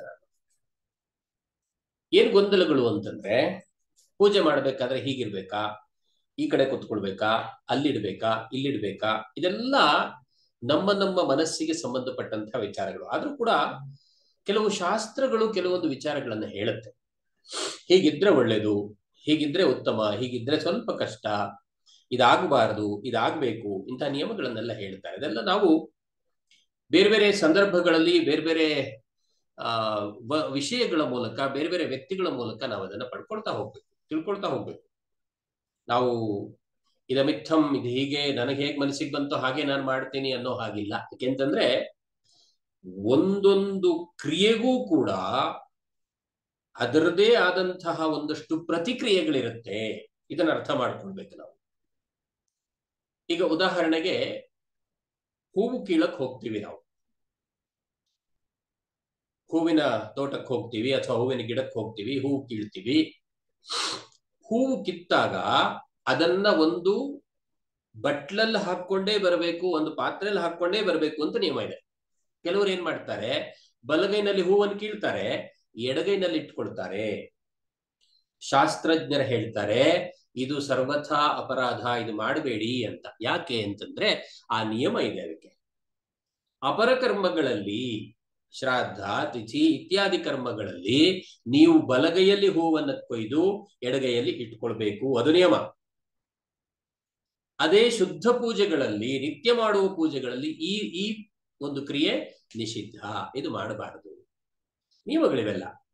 ಯಾಕೆ ಅಂದ್ರೆ ಸೂಕ್ಷ್ಮವಾದಂತಹ ಶಕ್ತಿಗಳಲ್ಲೆಲ್ಲ ಪ್ರವಾಹ ಮಾಡ್ತಾ ಇರುತ್ತೆ.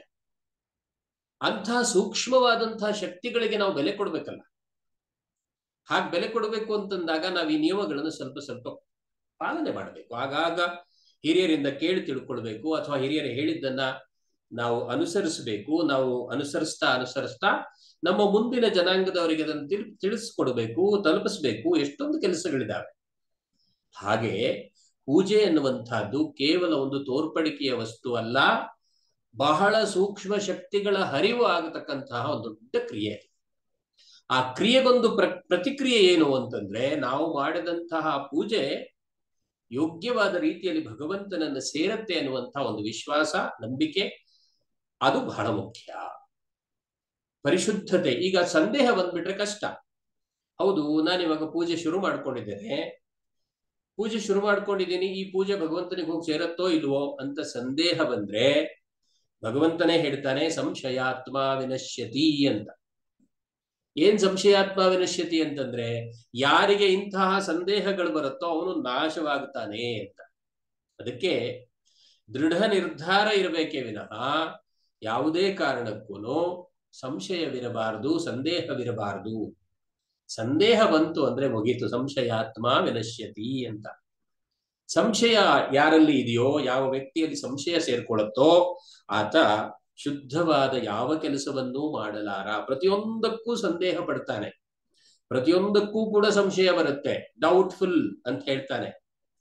ಏನು ಮಾಡೋಕ್ ಹೋದ್ರೂ ಅಲ್ಲೊಂದು ಸಂದೇಹ ಬರುತ್ತೆ. ಇದು ಅವನ ಏಳಿಗೆಗೆ ಒಳ್ಳೆಯದಲ್ಲ.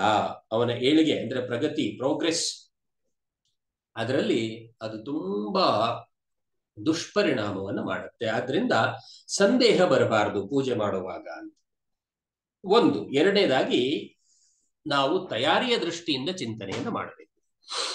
ಈಗ ಪೂಜೆ ಮಾಡಬೇಕು, ಕೆಲವು ವ್ಯಕ್ತಿಗಳು, ನಮ್ಮಲ್ಲೇ ಎಷ್ಟೋ ಜನ ಪೂಜೆನ ಹೀಗೆ ಮಾಡಬೇಕು ಅಂತ ದೇವ್ರು ಹೇಳಿದಾನ ಅಂತ ಪ್ರಶ್ನೆ ಮಾಡ್ತೀವಿ ನಾವು. ಇದೇ ತರ ಪೂಜೆ ಮಾಡಬೇಕು ಅಂತ ದೇವ್ರೇನಾರು ಹೇಳಿದಾರೇನ್ರಿ ಅಂತ ಪ್ರಶ್ನೆ ಮಾಡ್ತೀವಿ. ಇಲ್ಲ, ಹೀಗೆ ಮಾಡದೆ ಹೋದ್ರೆ ತಪ್ಪೋದು ಅಂತ ಏನಾರು ಭಗವಂತ ಹೇಳಿದಾನ ಅಂತ ಕೇಳೋರಿದ್ದಾರೆ. ಇಲ್ಲಿ ಈ ಎಲ್ಲ ಪ್ರಶ್ನೆಗಳೇ ಒಂಥರ ನಿರಾಧಾರ ಇದೆ. ಒಂದು ಪರಂಪರೆ ಇದೆ, ಒಂದು ವೈಶಿಷ್ಟ್ಯ ಇದೆ, ಒಂದು ವಿಶೇಷವಾದಂತಹ ಒಂದು ಧಾರೆ ಇದೆ, ಒಂದು ಪ್ರವಾಹ ಇದೆ.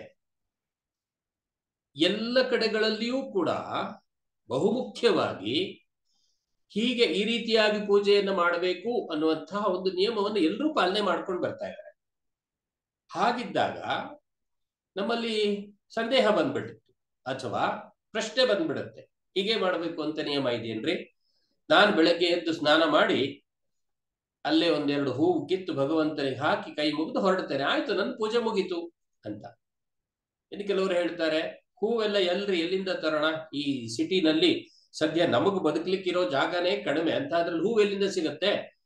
ಅದಕ್ಕೆ ಒಂದಷ್ಟು ಊದು ಕಡ್ಡಿ ತಂದಿಟ್ಬಿಟ್ಟಿದ್ದೇನೆ, ಸ್ನಾನ ಮಾಡ್ತೇನೆ, ದೇವ್ರ ಫೋಟೋದ ಎದುರುಗಡೆ ಹೋಗಿ ನಿಂತ್ಕೊಳ್ತೇನೆ, ಒಂದು ದೀಪ ಹಚ್ತೇನೆ, ಹಾಗೆ ಒಂದು ಊದು ಕಡ್ಡಿ ತಗೊಂಡು ಒಂದು ಆರತಿ ಮಾಡಿ ಅಲ್ಲಿ ಇಟ್ಬಿಟ್ಟು ಹೋಗ್ತೇನೆ ಅಂತ. ಅವರವರ ಭಾವಕ್ಕೆ, ಅವರವರ ಭಕ್ತಿಗೆ ಒಲಿವನು ಭಗವಂತ ಅಂತ ಹೇಳ್ತಾರೆ. ಅದನ್ನಲ್ಲ ಅಂತ ಹೇಳಕ್ಕಾಗಲ್ಲ. ಆದ್ರೆ ಒಂದು ಪದ್ಧತಿ ಇದೆ, ಒಂದು ನಿಯಮ ಇದೆ. ಈಗ ಆಹಾರ, ಎಲ್ಲ ರೀತಿಯ ಆಹಾರಗಳು ಇದ್ದಾವೆ. ಸುಮ್ಮನೆ ಹೋಗಿ ಒಂದಷ್ಟು ಅವಲಕ್ಕಿ ತಂದು ನೆನೆಸಿ ತಿಂದುಬಿಟ್ರೆ ಒಂದು ಆಹಾರ ಮುಗಿದೋಯ್ತು. ಇಲ್ಲ, ಇನ್ನು ಕೆಲವರು ಅದನ್ನ ಅಕ್ಕಿ ತಂದು ಅದನ್ನ ಒಂದಷ್ಟು ಬೇರೆ ಬೇರೆ ಮಿಶ್ರಣ ಮಾಡಿ ತುಂಬಾ ಸ್ವಾದಿಷ್ಟವಾದ ಭೋಜನ ಮಾಡ್ತಾರೆ. ಇನ್ ಕೆಲವರು ಮೃಷ್ಟಾನ್ನ ಭೋಜನ ಆಗ್ಬೇಕು, ಎಲ್ಲೋ ಒಂದು ಮದುವೆ ಮನೆಗೆ ಹೋದಾಗ ಹೇಗೆ ಊಟ ಮಾಡ್ತಾರೋ ಅಂತ ಊಟ ಆಗ್ಬೇಕು ಅಂತ ಬಯಸ್ತಾರೆ. ಎಲ್ಲಿ ಪರಿಪೂರ್ಣತೆ ಇರುತ್ತದೆ,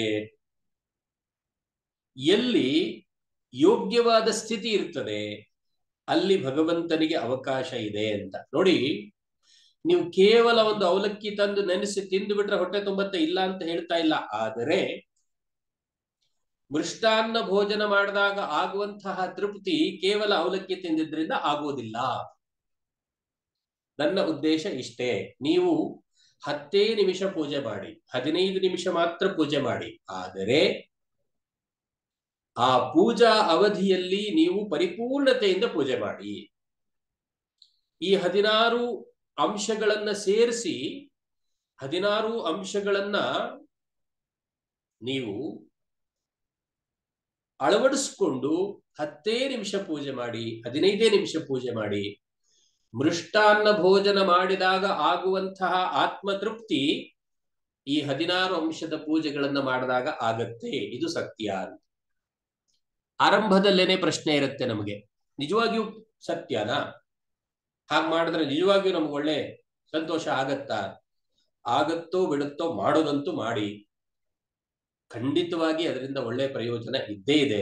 ಆ ಪ್ರಯೋಜನವನ್ನ ನೀವೇ ಅನುಭವಿಸಬೇಕೇ ವಿನಃ, ಹೇಳಿದ್ನಲ್ಲ, ಹೊಟ್ಟೆ ನೋವಿನ ಅನುಭವ ಹೇಗಿರುತ್ತೆ ಅನ್ನೋದನ್ನ ಹೊಟ್ಟೆ ನೋವು ಬಂದವನಿಗೆ ಮಾತ್ರ ಅರ್ಥ ಮಾಡಿಸ್ಬೋದೇ ವಿನಃ ಬೇರೆ ಯಾರಿಗೂ ಮಾಡಿಸ್ಲಿಕ್ಕೆ ಸಾಧ್ಯ ಇಲ್ಲ. ಆಚರ ಭಗವಂತನ ಪೂಜೆ ಮಾಡಿದಾಗ ಸಿಗುವಂತಹ ಆತ್ಮತೃಪ್ತಿ ಆ ಮನುಷ್ಯನಿಗೆ ಮಾತ್ರವೇ ಅರ್ಥ ಆಗುತ್ತೆ ವಿನಃ ವಿತಂಡ ಪ್ರಶ್ನೆ ಮಾಡುವವರಿಗೆ ಖಂಡಿತವಾಗಿ ಅರ್ಥ ಆಗೋದಿಲ್ಲ. ಆದ್ರಿಂದ ಈ ಎಲ್ಲ ಅಂಶಗಳನ್ನು ನಾವು ಮನಸ್ಸಲ್ಲಿಟ್ಕೊಂಡು, ಗಮನದಲ್ಲಿಟ್ಕೊಂಡು ಈ ತರಗತಿಗಳಲ್ಲಿ ಭಾಗವಹಿಸೋಣ. 30 ದಿನಗಳ ಕಾಲ ನಿರಂತರವಾಗಿ ಭಾಗವಹಿಸೋಣ. ಆ 30 ದಿನಗಳ ಅವಧಿಯಲ್ಲಿ ನಮಗೆ ಸಿಗುವಂತಹ ಒಂದು ತೃಪ್ತಿ ಇದೆಯಲ್ಲ, ನಮಗೆ ಖುಷಿ ಇದೆಯಲ್ಲ, ಅದು ನಿಜವಾಗಿಯೂ ನಮಗೆ ಭಗವಂತ ಸಿಕ್ಕಿದಷ್ಟೇ ಸಂತೋಷ, ತೃಪ್ತಿ ಆಗುತ್ತೆ. ಅದರ ಬಗ್ಗೆ ಯಾವ ಸಂದೇಹವೂ ನಮಗೆ ಇರಬಾರದು ಅಂತ ಹೇಳ್ತಾ, ಆದಿತ್ಯ ಅವರು ನನಗೊಂದು ಜವಾಬ್ದಾರಿಯನ್ನು ಕೊಟ್ಟಿದ್ರು. ಮೊದಲ ಅರ್ಧ ಗಂಟೆಗಳ ಕಾಲ ನೀವು ಬಂದು ವಿಷಯ ಹೇಳಿ ಅಂತ ಹೇಳಿದ್ರು. ನಾನು ಹೇಳಿದ್ದೇನೆ. ಆದಿತ್ಯ ಅವರು ಇವಾಗ ತರಗತಿಯಲ್ಲಿ ಬಂದಿದ್ದಾರೆ, ಅವರು ಇದನ್ನು ಮುಂದುವರಿಸ್ತಾರೆ. ದಯವಿಟ್ಟು ಆದಿತ್ಯ ಅವರು ಕ್ಲಬ್ ಹೌಸ್ ಅಲ್ಲಿ ಕೂಡ ಜಾಯಿನ್ ಆಗಿ ಅಲ್ಲಿ ಅದನ್ನು ಆನ್ ಮಾಡಿ ಅಂತ ಕೇಳ್ತೇನೆ. ಯಾಕೆಂದ್ರೆ ಅಲ್ಲಿ ಸುಮಾರು 120-130 ಜನ ಅಲ್ಲಿ ಕಾಯ್ತಾ ಇದ್ದಾರೆ, ಅಲ್ಲಿ ಕೇಳಿಸ್ಕೊಳ್ತಾ ಇದ್ದಾರೆ. ಹಾಗಾಗಿ ದಯವಿಟ್ಟು ಕ್ಲಬ್ ಹೌಸ್ ಬನ್ನಿ, ಅಲ್ಲಿ ಕೂಡ ಪಾಠವನ್ನು ಆರಂಭ ಮಾಡಿ. ಎಲ್ಲಾ ಶ್ರೋತೃಗಳಿಗೆ ಮತ್ತೊಮ್ಮೆ ಧನ್ಯವಾದಗಳು. ನಾನು ಆಗಾಗ ಹೀಗೆ ಬಂದು ನಿಮ್ ಜೊತೆ ವಿಚಾರ ವಿನಿಮಯ ಮಾಡ್ಕೊಳ್ತೇನೆ. ದಯವಿಟ್ಟು ಎಲ್ಲರೂ ಕೂಡ ಈ 30 ದಿನಗಳ ತರಗತಿ ಇದೆಯಲ್ಲ, ಒಂದು ದಿವಸವೂ ಕೂಡ ಮಿಸ್ ಮಾಡಬೇಡಿ. ನಿಮ್ಮ ಶ್ರದ್ಧೆಯೇ ನಿಮ್ಮ ಗೆಲುವಿಗೆ ಕಾರಣ ಆಗುತ್ತೆ. ಈ ಸತ್ಯವನ್ನ ಅರ್ಥ ಮಾಡ್ಕೊಳ್ಳಿ. ಒಂದು ದಿವಸ ಏನೋ ಆಯ್ತು ಬಿಡ್ರಿ, ಎಲ್ಲೋ ಹೋಗಿದ್ದೆ ತಪ್ಪಿಸ್ಕೊಂಡೆ, ಅಥವಾ ಇನ್ನೇನೋ ಕಾರಣದಿಂದ ಬರ್ಲಿಕ್ಕೆ ಆಗ್ಲಿಲ್ಲ, ಇಲ್ಲ ಎಲ್ಲೋ ಒಂದು ಫ್ರೆಂಡ್ಸ್ ಮೀಟ್ ಇತ್ತು ಅಲ್ಲಿ ಹೋಗಿದ್ದೆ, ಇಲ್ಲ ಏನೋ ತರಕಾರಿ ತರ್ಲಿಕ್ಕಿತ್ತು ಅಲ್ಲಿ ಹೋಗಿದ್ದೆ, ಈ ಭಾವನೆಗಳಿಂದ ಹೊರಬಂದು ಭಗವಂತನನ್ನ ಸಂಧಿಸುವ ಏಕೈಕ ಕಾರ್ಯ ಇದು, ನಾನಿದನ್ನು ಬಿಟ್ಟು ಹೋಗಬಾರದು ಅನ್ನುವಂತಹ ಭಾವನೆಯಿಂದ ಬನ್ನಿ, ಶ್ರದ್ಧೆಯಿಂದ ಬನ್ನಿ. ಗೆಲುವು ಖಂಡಿತವಾಗಿ ನಿಮಗಾಗತ್ತೆ ಅನ್ನುವ ಸತ್ಯವನ್ನ ಹೇಳ್ತಾ ಎಲ್ರಿಗೂ ನಮಸ್ಕಾರ, ಧನ್ಯವಾದ, ನಮೋ ನಮಃ.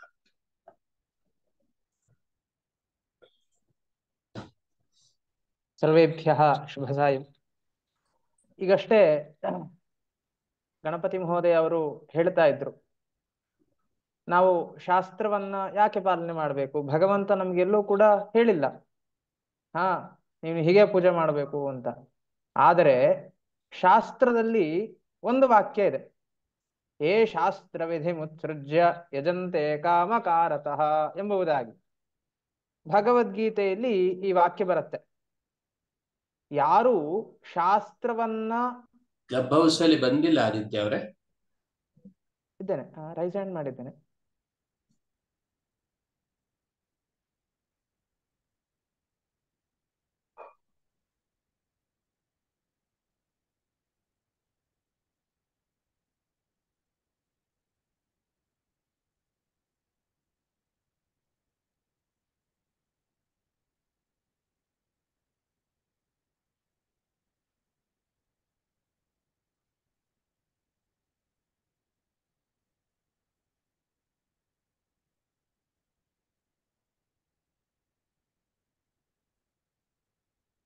ಲೈವ್ ರೂಮ್ ಹ್ಯಾಸ್ ಎಂಡೆಡ್ ಅಂತ ಬರ್ತಾ ಇದೆ.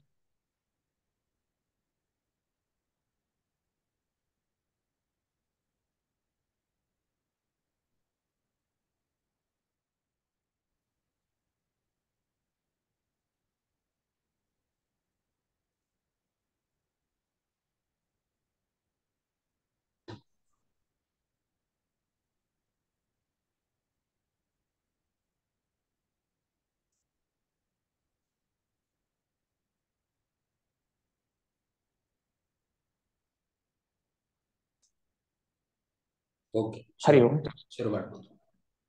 ಹರಿ ಓಂ. ಯಾರು ಶಾಸ್ತ್ರವನ್ನ ತ್ಯಜಿಸಿ ತಮ್ಮ ಮನೋಭೀಷ್ಟಗೆ ಅನುಸಾರವಾಗಿ ದೇವತಾ ಕಾರ್ಯಗಳನ್ನ ಮಾಡ್ತಾರೋ ಅದು ಫಲಿಸುವುದಿಲ್ಲ ಅಂತ ಹೇಳಿ ಸ್ವತಃ ಕೃಷ್ಣನೇ ಹೇಳಿದ್ದಾನೆ. ಹಾಗಾಗಿ ಶಾಸ್ತ್ರದ ವಾಕ್ಯಗಳನ್ನ ಉಲ್ಲಂಘಿಸಿ ನಮಗೆ ಕೇವಲ ತೋಚಿದಂತೆ ಮಾಡುವಂಥದ್ದು ಅಷ್ಟು ಸೂಕ್ತವಲ್ಲ ಎನ್ನುವಂಥದ್ದು ನಮಗಿಲ್ಲಿ ಸುಸ್ಪಷ್ಟವಾಗಿ ಗೊತ್ತಾಗುತ್ತೆ. ಹಾಗಾಗಿ ಕರ್ಮವನ್ನ ಮಾಡಬೇಕು, ಸ್ಪಷ್ಟ. ಯಾವುದೇ ಒಂದು ಕರ್ಮವಾದರೂ ಅಷ್ಟೇ ಶಾಸ್ತ್ರದಲ್ಲಿ ಹೇಗೆ ವಿಹಿತವಾಗಿದೆ ಹಾಗೆ ಬೇಕು. ನ ಅತಿ ನ್ಯೂನಂ ನ ಅತಿರಿಕ್ತ, ಅಂದ್ರೆ ಶಾಸ್ತ್ರದಲ್ಲಿ ಹೇಳಿರುವಂತೆ ಅತಿಯಾಗಿಯೂ ಕೆಲವೊಂದಿಷ್ಟು ವಿಷಯಗಳನ್ನು ಮಾಡಬಾರದು, ಅದಕ್ಕೆ ತುಂಬಾ ಕಡಿಮೆ ಅಂತನೂ ಕೂಡ ಮಾಡಬಾರದು. ಹೇಗೆ ಒಂದು ಅಡಿಗೆ ಮಾಡಬೇಕಾದಾಗ ಉಪ್ಪು ಜಾಸ್ತಿ ಆದರೂ ಕೂಡ ಕಷ್ಟ, ಕಡಿಮೆ ಆದರೂ ಕಷ್ಟ, ಎಷ್ಟು ಬೇಕೋ ಅಷ್ಟೇ ಹಾಕಬೇಕು. ಹಾಗೆ ಶಾಸ್ತ್ರೀಯ ಕರ್ಮಗಳು ಯಾವುದೇ ಆದರೂ ಜಪ, ಹೋಮ, ಯಜ್ಞ, ದಾನ ಅಥವಾ ದಿನನಿತ್ಯದ ವ್ಯವಹಾರಗಳಾಗಿರಬಹುದು, ಅದನ್ನು ಕೂಡ ಶಾಸ್ತ್ರದಲ್ಲಿ ಹೇಳಿದ್ದಾರೆ. ಶಾಸ್ತ್ರ ಅಂತ ಹೇಳಿದ ತಕ್ಷಣ ಕೇವಲ ಯಾವುದೋ ಒಂದು ಪೂಜೆ ಅಥವಾ ಹೋಮ ಇಂತಹ ಕೇವಲ ವಿಷಯಗಳಿಗೆ ಮಾತ್ರ ಸೀಮಿತ ಅಲ್ಲ. ನಮ್ಮ ದಿನನಿತ್ಯದ ಜೀವನದ ಪ್ರತಿಯೊಂದು ವಿಷಯಗಳಲ್ಲಿಯೂ ಕೂಡ ಶಾಸ್ತ್ರವು ನಿರ್ದೇಶಿಸುತ್ತದೆ, ನೀನು ಹೀಗೀಗೆ ನಡ್ಕೊಳ್ಬೇಕು ಅಂತ ಹೇಳಿ. ಆರೋಗ್ಯಕ್ಕೆ ಸಂಬಂಧಪಟ್ಟಂತೆ ಆಯುರ್ವೇದ ಶಾಸ್ತ್ರ ನಮಗೆ ಮಾರ್ಗದರ್ಶನ ನೀಡುತ್ತದೆ. ಮನಸ್ಸಿನ ಸ್ಥಿಮಿತವನ್ನ ಹೆಚ್ಚು ಮಾಡಿಕೊಳ್ಳೋದಕ್ಕೆ ಯೋಗಶಾಸ್ತ್ರ ಹೆಚ್ಚು ಸಹಕಾರಿಯಾಗತ್ತೆ. ಯಾವ ಸಮಯದಲ್ಲಿ ಏನು ಮಾಡಬೇಕು, ಯಾವ ಸಮಯದಲ್ಲಿ ಹೇಳಬೇಕು, ಯಾವ ಸಮಯದಲ್ಲಿ ದೇವರ ಪೂಜೆ ಮಾಡಬೇಕು, ಯಾವ ಸಮಯದಲ್ಲಿ ಬೇರೆ ಕೆಲಸಗಳನ್ನು ಮಾಡಬೇಕು, ಯಾವ ಕಾಲ ಯಾವ ಕಾರ್ಯಕ್ಕೆ ಸೂಕ್ತ ಎನ್ನುವಂತಹ ವಿಷಯವನ್ನು ಜ್ಯೋತಿಷ್ಯ ಶಾಸ್ತ್ರ ನಮಗೆ ತಿಳಿಸ್ಕೊಡುತ್ತೆ.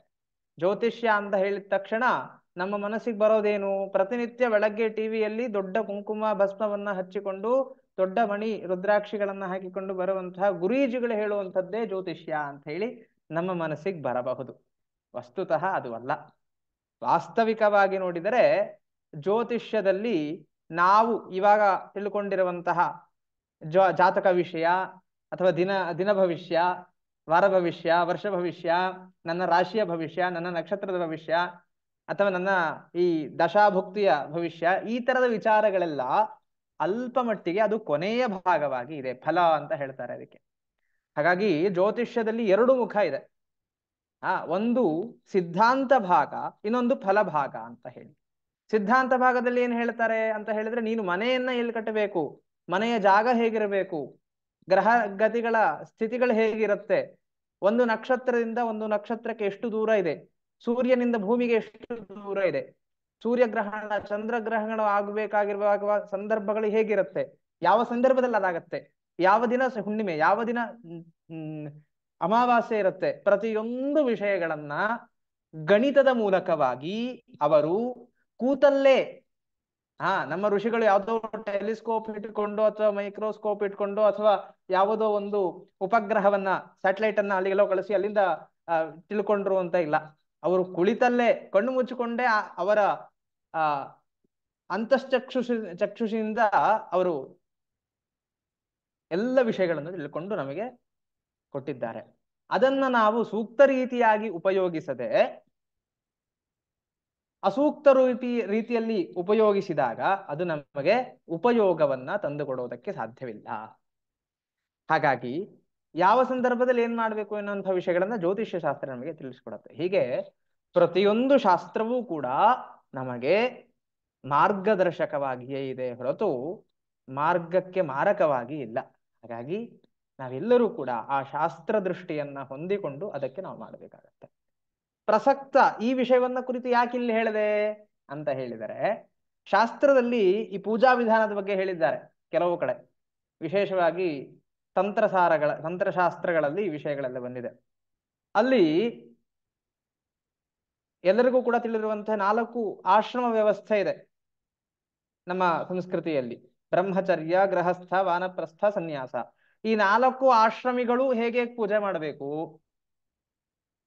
ಅದರಲ್ಲಿಯೂ ನಿತ್ಯ ಪೂಜೆ ಅಂದ್ರೆ ಏನು, ನೈಮಿತ್ತಿಕ ಪೂಜೆ ಅಂದ್ರೆ ಏನು, ಕಾಮ್ಯ ಪೂಜೆ ಅಂದ್ರೆ ಏನು, ಪ್ರಾಯಶ್ಚಿತ್ತ ಪೂಜೆ ಅಂದ್ರೆ ಏನು, ಉಪಾಸನಾ ರೀತಿಯಾದಂತಹ ಪೂಜೆ ಅಂದ್ರೆ ಏನು ಎನ್ನುವಂತಹ ವಿಷಯಗಳೆಲ್ಲರೂ ಕೂಡ ವಿಶದವಾಗಿ ನಮಗೆ ವಿವರಿಸಿದ್ದಾರೆ. ಅಲ್ಲಿ ಈಗಷ್ಟೇ ಹೇಳಿದಂತೆ ಪೂಜೆಯಲ್ಲಿ ಕಾಮ್ಯ ಪೂಜೆ, ನಿಷಿದ್ಧ ಪೂಜೆ, ಪ್ರಾಯಶ್ಚಿತ್ತ ಪೂಜೆ, ನಿತ್ಯ ಪೂಜೆ, ನೈಮಿತ್ತಿಕ ಪೂಜೆ, ಈ ತರ 4, 5, 6 ವಿಭಾಗಗಳನ್ನ ನಾವು ನೋಡಬಹುದಾಗಿದೆ. ಪ್ರಪ್ರಥಮವಾಗಿ ನಿತ್ಯ ಪೂಜೆ ಅಂದ್ರೆ ಏನು? ನಾವೆಲ್ಲರೂ ಕೂಡ ಇಲ್ಲಿ ಕಲ್ತಿರೋ, ಎಲ್ಲರೂ ಕೂಡ ಇಲ್ಲಿ ಸೇರಿರೋದು ಏನಕ್ಕೆ? ನಿತ್ಯ ಪೂಜೆಯನ್ನ ನಾವು ಹೇಗೆ ಮಾಡೋದು ಶಾಸ್ತ್ರೀಯವಾಗಿ ಎನ್ನುವಂಥದ್ದು ತಿಳ್ಕೊಳ್ಳೋದಕ್ಕೋಸ್ಕರವಾಗಿ ನಾವಿಲ್ಲಿ ಸೇರಿದ್ದೇವೆ. ಆ ನಿತ್ಯ ಪೂಜೆ ಯಾಕೆ ಮಾಡಬೇಕು ಅಂತ ಹೇಳಿದರೆ, ನಾವು ಆ ದೇವತೆಗೆ ಋಣಿಯಾಗಿರಬೇಕು. ದೇವ ಪಿತೃಕಾರ್ಯಾಭ್ಯಾಂ ನ ಪ್ರಮದಿತವ್ಯಂ. ದೇವ ಕಾರ್ಯಗಳಲ್ಲಿ, ಪಿತೃಕಾರ್ಯಗಳಲ್ಲಿ, ಸ್ವಾಧ್ಯಾಯ ಪ್ರವಚನಗಳಲ್ಲಿ ನಾವು ಯಾವತ್ತೂ ಕೂಡ ಲೋಪವನ್ನ ಮಾಡಿಕೊಳ್ಳಬಾರದು ಅಂತ ಹೇಳಿ ಉಪನಿಷತ್ತು ನಮಗೆ ಸ್ಪಷ್ಟವಾಗಿ ಸಾರಿ ಸಾರಿ ಹೇಳ್ತಾ ಇದೆ. ಈ ವಿಷಯವನ್ನ ಕುರಿತು ಹಿಂದಿನ ತರಗತಿಯಲ್ಲೇ ನಾವು ಇದರ ಬಗ್ಗೆ ತಿಳಿಸಿದ್ವಿ. ಅದರಂತೆಯೇ ಆ ನಿತ್ಯ ಪೂಜೆಯನ್ನ ಮಾಡುವಂತಹ ವಿಧಾನವನ್ನು ತಿಳ್ಕೊಳ್ಳೋದಕ್ಕೋಸ್ಕರವಾಗಿ ನಾವೆಲ್ಲರೂ ಕೂಡ ಇಲ್ಲಿ ಸೇರಿದ್ದೇವೆ. ಹಾಗಾಗಿ ಆ ನಿತ್ಯ ಪೂಜೆಯನ್ನು ನಾವು ನಿತ್ಯವಾಗಿ ಮಾಡಬೇಕು. ಹೇಗೆ ಪ್ರತಿನಿತ್ಯವೂ ಸ್ನಾನವನ್ನ ಮಾಡುತ್ತೇವೋ ಹಾಗೆ ಭಗವಂತನ ಗುಣಗಳನ್ನ ಅರಿತುಕೊಂಡು ಅವನನ್ನ ಧ್ಯಾನಿಸಿ ಅರ್ಚಿಸಿ ಅವರವರ ಶಕ್ತಿಯನುಸಾರವಾಗಿ ಪೂಜೆಯನ್ನ ಮಾಡುವಂಥದ್ದು ಅವನ ಆದ್ಯ ಕರ್ತವ್ಯವಾಗಿದೆ. ನಾವು ಹೇಳ್ತೇವೆ ಸಾಮಾನ್ಯವಾಗಿ, ನನಗೆ ಪೂಜೆ ಗೀಜೆ ಎಲ್ಲ ಗಂಟೆಗಟ್ಟಲೆ ಕೂತ್ಕೊಂಡು ಮಾಡೋದಕ್ಕೆ ಟೈಮ್ ಇಲ್ಲ ಅಂತ. ನಮ್ಮ ಶಾಸ್ತ್ರವು ನಮಗೆ ಎಷ್ಟು ಉಪಕಾರ ಮಾಡಿದೆ ಅಂತ ಹೇಳಿದ್ರೆ, ನಿನಗೆ ಗಂಟೆಗಟ್ಟಲೆ ಪೂಜೆ ಮಾಡಬೇಕು ಅಂತ ಹೇಳಿ ಅನಿಸಿದರೆ ಹಾಗೆ ಮಾಡಬಹುದು. ಅದಕ್ಕೆ ಶಾಸ್ತ್ರದಲ್ಲಿ ಹೇಳಿದ್ದಾರೆ, ಇಷ್ಟು ರೀತಿಯಾಗಿ ನೀನು ವಿಧಾನವಾಗಿ ಇಷ್ಟು ಮಾಡಬೇಕು ಅಂತ ಹೇಳಿ. ಸಾಧ್ಯವಿಲ್ಲ, ನನಗೆ ಅಷ್ಟೆಲ್ಲ ಸಾಧ್ಯ ಇಲ್ಲ ಅಂತ ಹೇಳಿದ್ರೆ ಇಷ್ಟಾದ್ರೂ ನೀನು ಮಾಡಬಹುದು, ಇಷ್ಟನ್ನ ನೀನ್ ಮಾಡು ಅಂತ ಹೇಳಿ ಹೇಳ್ತಾರೆ. ಅದಕ್ಕೆ ಅನುಕಲ್ಪ ಎಂಬುದಾಗಿ ಧರ್ಮಶಾಸ್ತ್ರ ಕರೆಯುತ್ತೆ. ಅನುಕಲ್ಪ, ವಿಕಲ್ಪ ಎಂಬುದಾಗಿ ಶಾಸ್ತ್ರೀಯ ಪರಿಭಾಷೆಯ ಪದಗಳು ಅಲ್ಲಿ ಪ್ರಯುಕ್ತವಾಗಿರುತ್ತೆ. ಹಾಗೆಯೇ ಅಲ್ಲಿ ಹೇಳಿದಂತೆ, ಯದ್ಯಪಿ ನಮಗೆ ಗಂಟೆಗಟ್ಟಲೆ ಕಾಲ ಕೂತ್ಕೊಂಡು ಶಾಸ್ತ್ರದಲ್ಲಿ ಹೇಳಿರುವಂತಹ ಎಲ್ಲ ವಿಷಯಗಳನ್ನು ಪಾಲಿಸುವುದಕ್ಕೆ ಕೆಲವೊಮ್ಮೆ ಕಷ್ಟವಾದರೂ ಕೂಡ ತಕ್ಕ ಮಟ್ಟಿಗೆ ಇಷ್ಟನ್ನಾದ್ರೂ ಮಾಡ್ರಪ್ಪ ನೀವು ಅಂತ ಹೇಳಿ ನಮಗೆ ಶಾಸ್ತ್ರ ಮಿತ್ರರಂತೆ ನಮಗೆ ಬೋಧಿಸುತ್ತೆ. ಹಾಗಾಗಿ ಅಷ್ಟನ್ನು ನಾವು ಮಾಡಲೇಬೇಕು. ಕನಿಷ್ಠ ಪಕ್ಷ ಒಂದು ಷೋಡಶೋಪಚಾರ ಪೂಜೆಯನ್ನ ಮಾಡುವುದಕ್ಕೆ 15 ನಿಮಿಷದಿಂದ 20 ನಿಮಿಷ ಸಾಕಾಗ್ತದೆ. ನಾವು ಇಲ್ಲಿ ರಚಿಸಿರುವಂತಹ ಪುಸ್ತಕದಲ್ಲಿಯೂ ಕೂಡ ಇರುವಂತಹ ಪೂಜಾ ವಿಧಾನವನ್ನು ಮಾಡುವುದಕ್ಕೆ ಅಷ್ಟೇ ಸಮಯಗಳು ಕೂಡ ನಮಗೆ ಸಾಕಾಗ್ತದೆ. ಇಲ್ಲ, ನನಗೆ ಸಮಯ ಇದೆ, ನನಗೆ ಆಸಕ್ತಿ ಇದೆ, ನಾನು ಮಾಡಬೇಕು ಅಂತ ಹೇಳಿದ್ರೆ ಅಲ್ಲಿ ಇನ್ನೊಂದೆಷ್ಟು ಅಂಶಗಳನ್ನ ಸೇರಿಸಿಕೊಂಡು ಕೂಡ ಮಾಡಬಹುದು. ಅದೇನು, ಯಾವಾಗ ಎಂಬುವಂಥದ್ದು ಪಾಠ ಮಾಡ್ತವೆ ನಾವು ಮುಂದೆ ತಿಳ್ಕೊಳ್ಳೋಣ. ಹೀಗೆ ಇಂದಿನಿಂದನೇ ನಾವು ಪಾಠವನ್ನ ಆರಂಭ ಮಾಡೋಣ. ಅಲ್ಪ ಮಟ್ಟಿನ ಮೊದಲನೇ ಮಂತ್ರವದ ವಿಷಯವನ್ನ ನಾವು ಇವತ್ತು ನೋಡುತ್ತೇವೆ. ತದುತ್ತರ ಮುಂದಿನ ವಿಷಯವನ್ನು ನಾವು ನಾಳೆಯ ದಿನವೇ ಚರ್ಚೆ ಮಾಡೋಣ. ಮೊದಲನೇ ಮಂತ್ರವನ್ನ ನೋಡಿಕೊಳ್ಳೋದಾದ್ರೆ ಸಾಧ್ಯವಾದರೂ ಪುಸ್ತಕವನ್ನ ತೆಗೆದಿಟ್ಟುಕೊಳ್ಳಬಹುದು, ಇಲ್ಲದೇ ಇದ್ದರೂ ಕೂಡ ತೊಂದರೆ ಇಲ್ಲ. ಹೆಚ್ಚು ಇವತ್ತು ಪಾಠ ಮಾಡೋದಿಲ್ಲ, ಆರಂಭಿಕ ವಿಚಾರವನ್ನೇ ನಾವು ನೋಡ್ತೇವೆ. ಆರಂಭದಲ್ಲಿ ಹೇಳಿದ್ದಾರೆ, ಅಲ್ಲಿ ಪುಸ್ತಕವನ್ನ ಇದ್ದವರು ತೆಗೆದು ನೋಡ್ಕೊಳ್ಬಹುದು. ಪೇಜ್ ನಂಬರ್ 6ನೇ ಪುಟದಲ್ಲಿ ಪೂರ್ವ ಸಿದ್ಧತೆ ಹೇಳಿದ್ದಾರೆ. ಏನೇನು ಇಟ್ಕೊಳ್ಬೇಕು ಪೂಜೆಗೆ ಅಂತ ಹೇಳಿ: ತಟ್ಟೆ, ಕಲಶ, ಲೋಟ ಅಥವಾ ಪಂಚಪಾತ್ರೆ ಉದ್ಧರಣೆ ಅಂತ ಹೇಳಿ ಎಲ್ಲರಿಗೂ ಕೂಡ ಇದರ ಬಗ್ಗೆ ಅರಿವಿರುತ್ತೆ ಅಂತ ಹೇಳಿ ನಾನು ಭಾವಿಸ್ತೇನೆ. ಪುನಃ ಅಭಿಷೇಕ ಮಾಡುವುದಕ್ಕೆ ಒಂದು ಪಾತ್ರೆ, ತಾಮ್ರ ಅಥವಾ ಹಿತ್ತಾಳೆಯ ಬಟ್ಟಲು ಇರುತ್ತೆ ಒಂದು, ಆ ತರದ್ದು ಇಟ್ಕೊಳ್ಬಹುದು. ಅದೇ ತರಹ ಘಂಟೆ, ಶಂಖ, ಆರತಿ ತಟ್ಟೆ, ಬತ್ತಿ, ಆರತಿಯ ಬತ್ತಿ, ವಿಗ್ರಹವನ್ನ ಒರೆಸಲು ಶುದ್ಧವಾಗಿರುವಂತಹ ಒಂದು ಶುಭ್ರವಾಗಿರುವಂತಹ ಬಟ್ಟೆ, ಅದು ದೇವರ ಪೂಜೆಗೆ ಮಾತ್ರ, ದೇವತೆಯನ್ನ ವಿಗ್ರಹವನ್ನ ಒರೆಸುವುದಕ್ಕೆ ಮಾತ್ರ ಉಪಯೋಗಿಸುವಂತಹ ಒಂದು ಬಟ್ಟೆಯನ್ನ ಪೃಥಕ್ಕಾಗಿ ನಾವು ತೆಗೆದುಕೊಳ್ಳಬೇಕಾಗತ್ತೆ.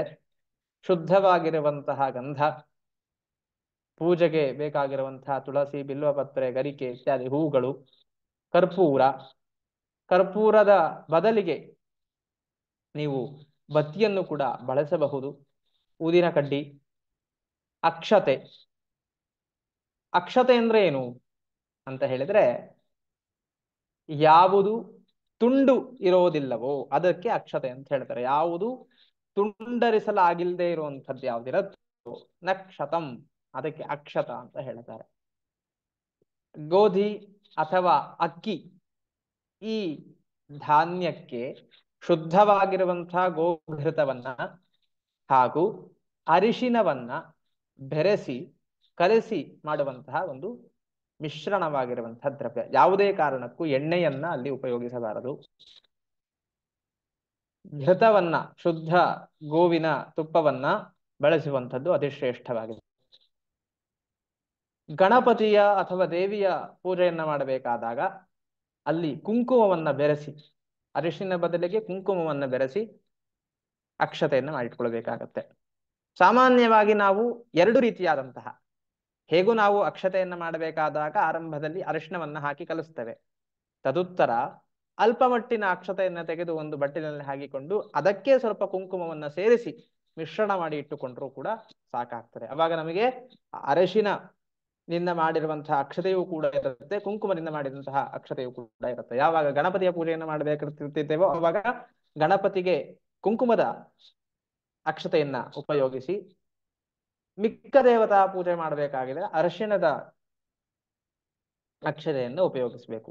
ಶಿವನ ಪೂಜೆ ಮಾಡಬೇಕು ಅಂತ ಹೇಳಿದ್ರೆ ಕೇವಲ ಅಕ್ಷತೆ ಸಾಕಾಗ್ತದೆ ಅಂತ ಹೇಳಿ ಅದಕ್ಕೆ ನಾವು ತಿಳ್ಕೊಳ್ಬಹುದು. ಅದರ ಜೊತೆಗೆ ಸ್ವಲ್ಪ ಎಳ್ಳು ಅಥವಾ ಭತ್ತವನ್ನ ಮಿಶ್ರಣ ಮಾಡ್ಕೊಳ್ಬಹುದು, ಅದು ತುಂಬಾ ಶ್ರೇಷ್ಠವಾಗಿರುತ್ತೆ. ಅದೇ ತರಹ ಅರಿಶಿನ ಕುಂಕುಮ, ಅರಿಶಿನ ಕುಂಕುಮ ಶುದ್ಧವಾಗಿರುವಂತಹ ಅರಿಶಿನ ಕುಂಕುಮವನ್ನು ನಾವು ಗ್ರಂಥಿಗೆ ಅಂಗಡಿಗಳಿಂದ ತೆಗೆದುಕೊಳ್ಬೇಕಾಗತ್ತೆ. ಅದನ್ನು ನಾವು ಹೇಗೆ ಪರೀಕ್ಷೆ ಮಾಡೋದು ಶುದ್ಧವೋ ಅಶುದ್ಧವೋ ಅಂತ ಹೇಳಿದ್ರೆ, ಸಾಮಾನ್ಯವಾಗಿ ಅರಿಶಿನವನ್ನ ತೆಗೆದುಕೊಂಡು ಒಮ್ಮೆ ಅದರ ಗಂಧವನ್ನ ಗ್ರಹಣ ಮಾಡಿದರೆಗೆ ನಮಗೆ ಗೊತ್ತಾಗ್ತದೆ ಇದು ಶುದ್ಧವೋ ಅಶುದ್ಧವೋ ಅಂತ. ಹಾಗಾಗಿಯೂ ಕೂಡ ನಮಗೆ ಗೊತ್ತಾಗ್ಲಿಲ್ಲ ಅಂತ ಹೇಳಿದ್ರೆ ಒಂದು ಪೇಪರಿಗೆ ನಾವು ಅದನ್ನ ಸ್ವಲ್ಪ ಚಿಟಿಕೆಯಷ್ಟು ಹಾಕಿ ಒಮ್ಮೆ ಅದನ್ನ ಉಜ್ಜಿದಾಗ ಆ ಪೇಪರ್ನಲ್ಲಿ ನಮಗೆ ಹಳದಿ ಬಣ್ಣದ ಒಂದು ಅಂಶ ಹಾಗೆ ಉಳಿತದೆ. ಹಾಗಿದ್ದರೆ ಅದು ಶುದ್ಧವಾಗಿರುವಂತಹ ಅರಿಶಿನ, ಅದನ್ನೇ ಹೆಚ್ಚು ಉಪಯೋಗಿಸಬೇಕು. ಅದೇ ತರಹ ಕುಂಕುಮವು ಕೂಡ ಹಾಗೆ.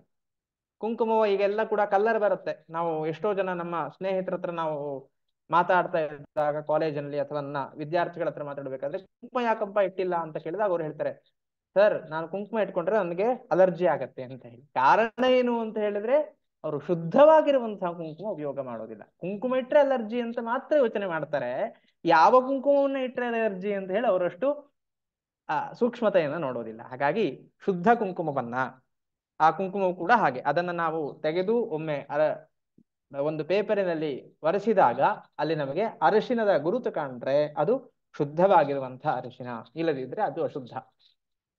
ಯಾವುದೇ ಕಾರಣಕ್ಕೂ ಬಣ್ಣದ ಕುಂಕುಮವನ್ನ, ಬಣ್ಣದ ಅರಿಶಿನವನ್ನ ಪೂಜೆಯಲ್ಲಿ ಉಪಯೋಗಿಸಬೇಡಿ ಅಂತ ಹೇಳಿ ನನ್ನ ನಮ್ರತೆಯ ಒಂದು ಪ್ರಾರ್ಥನೆ ಸರ್ವರಲ್ಲಿಯೂ ಕೂಡ. ಅದೇ ತರಹ ಹತ್ತಿಯ ಗೆಜ್ಜೆ ವಸ್ತ್ರ, ಹತ್ತಿಯಿಂದ ಒಂದು ವಿಶೇಷವಾಗಿರುವಂತಹ ವಿನ್ಯಾಸವಾಗಿ ಮಾಡಿ ಇಟ್ಕೊಂಡು ಅದನ್ನ ಪೂಜೆಯಲ್ಲಿ ಬಳಸಬಹುದು. ಅದೇ ತರಹ ಹಣ್ಣು, ವಿಳೆದೆಲೆ, ಅಡಿಕೆ, ಇಷ್ಟು ವಿಷಯಗಳು ನಮಗೆ ನಿತ್ಯವೂ ಕೂಡ ಬೇಕಾಗತ್ತೆ. ಬತ್ತಿಯೂ ಕೂಡ, ಬತ್ತಿಯ ವಿಚಾರವನ್ನು ಕೂಡ ನಾವು ಈಗ ಎಲ್ಲರಿಗೂ ಕೂಡ ಗ್ರಂಥಿಗೆ ಅಂಗಡಿ ಅಥವಾ ಇಲ್ಲಿ ಹೋಗಿ ನಾವು ತಗೊಂಡ್ ಬರ್ತೇವೆ. ಆದರೆ ಹಿಂದಿನ ಕಾಲದಲ್ಲಿ ನಮ್ಮ ಅಜ್ಜಿಯಂದಿರು ಅಥವಾ ಮನೆಯ ತಾಯಂದಿರು ಮನೆಯಲ್ಲಿಯೇ ಅದನ್ನ ಮಾಡ್ತಾ ಇದ್ರು. ಇವಾಗಲೂ ಕೂಡ ನಮಗೆ ಸಾಧ್ಯವಿದ್ದರೆ, ಯಾಕೆ ಅಂತ ಹೇಳಿದ್ರೆ ಹಲವಾರು ಜನ ಅವರವರ ಕಾರ್ಯಕ್ಷೇತ್ರಗಳಲ್ಲಿ ವ್ಯಸ್ತರಾಗಿರುತ್ತಾರೆ, ಹಾಗಾಗಿ ಕೆಲವೊಮ್ಮೆ ಆಗೋದಿಲ್ಲ. ಸಾಧ್ಯವಿದ್ದರೆ ಮನೆಯಲ್ಲಿಯೇ ಆ ಹತ್ತಿಯನ್ನ ಮಾಡಿಕೊಳ್ಳುವಂತಹ ಪರಿಪಾಠವನ್ನ ಇಟ್ಟುಕೊಂಡ್ರೆ ಅದು ಹೆಚ್ಚು ಶ್ರೇಷ್ಠ ಅಂತ ಹೇಳಿ ಶಾಸ್ತ್ರ ಹೇಳ್ತಾರೆ. ಹಾಗಾಗಿ ಹಾಗೆ ಮಾಡ್ಕೊಳ್ಬೇಕು.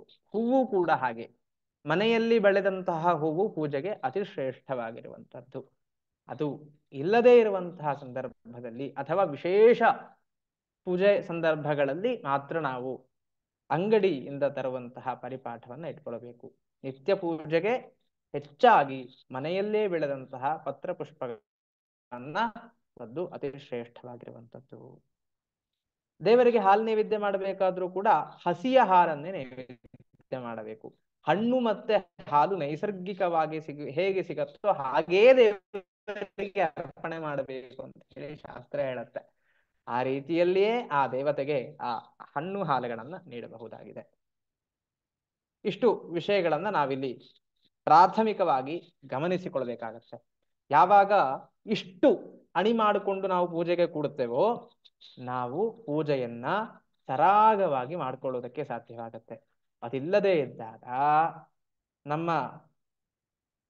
ನಮ್ಮ ಗುರುಗಳು ನಮಗೆ ತಮಾಷೆ ಮಾಡುತ್ತಾ ಹೇಳ್ತಾ ಇದ್ರು, ಗಂಧದ್ವಾರಾಂ ಸಾಣೆ ಕಲ್ಲಾಂ ಅಂತ ಹೇಳಿದರೆ, ಗಂಧದ್ವಾರಾಂ ಎನ್ನುವಂತಹ ಮಂತ್ರವನ್ನ ನಾವು ಗಂಧವನ್ನ ದೇವರಿಗೆ ಅರ್ಪಣೆ ಮಾಡಬೇಕಾಗಿರುವಂತ ಸಂದರ್ಭದಲ್ಲಿ ಉಪಯೋಗಿಸುವಂತಹ ಮಂತ್ರ. ಆ ಸಂದರ್ಭದಲ್ಲಿ ನಾವು ಸಾಣೆಕಲ್ಲು ಎಲ್ಲಿದೆ, ಸಾಣೆಕಲ್ಲು ಅಂತ ಹೇಳಿದ್ರೆ ಗಂಧವನ್ನ ತಯಾರಿಸಿ ಒಂದು ಬಳಪದ ಕಲ್ಲು, ಅದು ಎಲ್ಲಿದೆ ಅಂತ ನಾವು ಹುಡುಕ್ಬೇಕಾಗತ್ತೆ. ಊಟ ಮಾಡ್ಬೇಕು ಅಂತ ಇದ್ದಾಗ ಸ್ಪೂನ್ ಹುಡುಕ್ಬೇಕಾಗತ್ತೆ. ದೀಪ ಹಚ್ಚಬೇಕು ಅಂತ ಇದ್ದಾಗ ಬೆಂಕಿ ಪಟ್ಟಣ ಹುಡುಕ್ಬೇಕಾಗತ್ತೆ. ಅದಕ್ಕೆ ಪೂರ್ವದಲ್ಲಿ ಅದನ್ನ ಸಿದ್ಧತೆ ಮಾಡಿ ಇಟ್ಕೊಂಡ್ರೆ ನಮಗೆ ಪೂಜೆ ಮಾಡಲು ತುಂಬಾ ಅನುಕೂಲವಾಗ್ತದೆ. ನಮಗವಾಗ ಮನಸ್ಸು ವಿಚಲಿತವಾಗೋದಿಲ್ಲ. ಆ ವಸ್ತು ಎಲ್ಲೋಯ್ತು, ಈ ವಸ್ತು ಎಲ್ಲೋಯ್ತು ಅಂತ ಹೇಳಿ ನಮಗೆ ಗಮನ ಬೇರೆ ಕಡೆಗೆ ಹೋಗೋದಿಲ್ಲ. ನಾವು ಮಾಡುವಂತಹ ದೇವತಾ ಕಾರ್ಯದಲ್ಲಿಯೇ ಸಂಪೂರ್ಣವಾಗಿ ಮನಸ್ಸನ್ನ ತೊಡಗಿಸಿಕೊಳ್ಳಲು ಸಾಧ್ಯವಾಗತ್ತೆ. ಹಾಗಾಗಿ ಇಷ್ಟು ಹಿನ್ನೆಲೆಯಲ್ಲಿ ನಾವು ಪೂಜೆಯನ್ನ ಈ ರೀತಿಯಾಗಿ ಆರಂಭ ಮಾಡಬೇಕು. ಬೆಳಗ್ಗೆ ಎದ್ದು ಸ್ನಾನ ಮಾಡಿ ತದುತ್ತರ ಶುಭ್ರವಾಗಿರುವಂತಹ ವಸ್ತ್ರವನ್ನ ಧರಿಸಿಕೊಂಡು ದೇವರ ಮನೆಯನ್ನ ಪ್ರವೇಶಿಸಬೇಕಾಗತ್ತೆ. ಶುದ್ಧ ವಸ್ತ್ರ ಮಡಿ ಅಂತ ಹೇಳ್ತಾರೆ. ಮಡಿ ಮಡಿ ಅಡಿಗಡಿಗೆ ಹಾರಿದರು ಎಂಬುವಂತಹ ಪದಗಳನ್ನು ನಾವು ಕೇಳಿರ್ತೇವೆ. ಏನಪ್ಪ ಇದು ಮಡಿ? ಮಡಿ ಅಂತ ಹೇಳಿ ಬಿಡ್ತಾರೆ. ಏನು ಅಂತ ಹೇಳಿ ನಾವು ಚಿಂತನೆ ಮಾಡಿದ್ರೆ, ಮಡಿ ಅಂತ ಹೇಳಿದ್ರೆ ಪಾವಿತ್ರ್ಯ ಅಂತ ಹೇಳ್ತಾರೆ. ಆದರೆ ಆ ಶುಭ್ರವಾಗಿರುವಂತಹ ವಸ್ತ್ರವನ್ನ ತೊಳೆದು ಯಾರು ಕೂಡ ಅದನ್ನು ಸ್ಪರ್ಶ ಮಾಡದೆ ಒಂದು ಪ್ರದೇಶದಲ್ಲಿ ಇಟ್ಟಿರುತ್ತಾರೆ. ಕೆಲವೊಂದಿಷ್ಟು ಸಾಂಪ್ರದಾಯಿಕರ ಮನೆಯಲ್ಲಿ ಹಾಗೆ ಪದ್ಧತಿ ಇರುತ್ತೆ. ವಿಶಿಷ್ಟ ದೇವಸ್ಥಾನಗಳಲ್ಲಿ ಆ ದೇವಸ್ಥಾನಕ್ಕೆ ಸಂಬಂಧಪಟ್ಟಂತಹ ಅರ್ಚಕರು ಆ ರೀತಿಯಲ್ಲಿಯೇ ಆ ಪಾವಿತ್ರ್ಯವನ್ನ ಕಾಪಾಡಿಕೊಳ್ಳುತ್ತಾರೆ. ಕಾರಣ ಏನು? ಆ ಮಡಿಯ ಹಿಂದಿರುವಂತಹ ವೈಜ್ಞಾನಿಕತೆ ಏನು ಅಂತ ಹೇಳಿ ನಾವು ತಿಳ್ಕೊಳ್ಬೇಕಾಗತ್ತೆ. ಮಡಿ ಅಂತ ಹೇಳಿದ್ರೆ ಯಾರ್ದು ಮುಟ್ಕೊಳ್ಳದೆ ಇರೋದು. ನಮ್ಮ ಮನಸ್ಸು ಮಾತ್ರ ಶುದ್ಧ ಇದೆ, ನಾವು ಅದನ್ನೆಲ್ಲ ಏನ್ ಮಾಡ್ಬೇಕು ಅಂತ ಇಲ್ಲ. ನಮ್ಮ ಮನಸ್ಸು ಶುದ್ಧ ಇದೆ, ಹೌದು. ವಾಸ್ತವಿಕವಾಗಿ ಮನಸ್ಸಿನ ಶುದ್ಧತೆಯೇ ಅದಕ್ಕೆ ಕಾರಣ. ಆದರೆ ಯಾವಾಗ ನಮ್ಮ ಸಂಪರ್ಕದಲ್ಲಿ ನಮ್ಮ ಹತ್ತಿರ ಇನ್ನೊಬ್ಬ ವ್ಯಕ್ತಿ ಕೂತಿದ್ದಾನೆ ಅಥವಾ ಅವನನ್ನ ಸ್ಪರ್ಶ ಮಾಡ್ತಾ ಇದ್ದೇನೆ ಪುನಃ ಪುನಃ ಅಂತ ಇದ್ದರೆ ನಮಗೆ ಗೊತ್ತಿಲ್ಲದೆಯೇ ಕೆಲವೊಂದಿಷ್ಟು ಸ್ವಭಾವಗಳು ನಮ್ಮ ಮನಸ್ಸಿನಲ್ಲಿ ಬರುವಂತ ಸಂಭವ ಇರುತ್ತೆ. ಯಾಕೆ ಅಂತ ಹೇಳಿದ್ರೆ ನಮ್ಮ ಶರೀರದ ಹೊರಮೈ ಮೇಲೆ ಸುಮಾರು 12 ಅಂಗುಲವಷ್ಟು ಹೊರಮೇಲ್ಮೈ ಪದರ ಇರುತ್ತೆ. ಆರ ಅಂತ ಹೇಳಿ ಕರೀತಾರೆ, ನಮ್ಮ ಪ್ರಭಾವಲಿ ಅಂತ ಹೇಳಿ. ಆ ಪ್ರಭಾವಲಿಯಲ್ಲಿ ಯಾರಾದ್ರೂ ಬಂದರೆ ನಮ್ಮ ಮನಸ್ಸು ಕೆಲವೊಂದ್ಸತಿ ವಿಚಲಿತರಾಗಬಹುದು. ಒಮ್ಮೆ ನಾವು ಪ್ರಯತ್ನ ಮಾಡಬೇಕಾದ್ರೆ ನೋಡಬಹುದು, ನಾವೇನೂ ಮಾಡೋದು ಬೇಡ, ಕಣ್ಣು ಮುಚ್ಕೊಂಡು ಕೂತಿರ್ಬೇಕು, ಪಕ್ಕದಲ್ಲಿ ಒಬ್ರು ಬಂದು ಕೂತಿರ್ಬೇಕು. ನಾವವ್ರು ನೋಡದೇ ಇದ್ರೂ ಕೂಡ ಯಾರೋ ಪಕ್ಕದಲ್ಲಿ ಬಂದಿದ್ದಾರೆ ಎನ್ನುವಂತಹ ಅನುಭವ ನಮಗೆ ಮನಸ್ಸಿನದಾಗತ್ತೆ. ಹೇಗಾಗತ್ತೆ ಅಂತ ಹೇಳಿದ್ರೆ ನಮ್ಮ ಪ್ರಭಾವಲಿಯಲ್ಲಿ ಕೆಲಸ ಮಾಡುತ್ತೆ. ಹಾಗೆಯೇ ದೇವತಾ ಪೂಜೆ ಮಾಡಬೇಕು ಅಂತ ಇದ್ದಾಗ ನಾವು ಇನ್ಯಾವುದೇ ಸಂಪರ್ಕಕ್ಕೆ ಬರೋದಿಲ್ಲ. ಶುದ್ಧ ವಸ್ತ್ರವನ್ನು ಧರಿಸಿಕೊಂಡು ಯಾವುದೇ ವಸ್ತುಗಳನ್ನ, ಅಂದ್ರೆ ಪೂಜೆಗೆ ಅನಗತ್ಯವಾಗಿರುವಂತಹ ವಸ್ತುಗಳನ್ನ ನಾನು ಮುಟ್ಟೋದಿಲ್ಲ ಎನ್ನುವಂಥದ್ದು ಒಂದು ಶಿಸ್ತು ಆಗತ್ತೆ, ಡಿಸಿಪ್ಲೀನ್ ಆಗತ್ತೆ.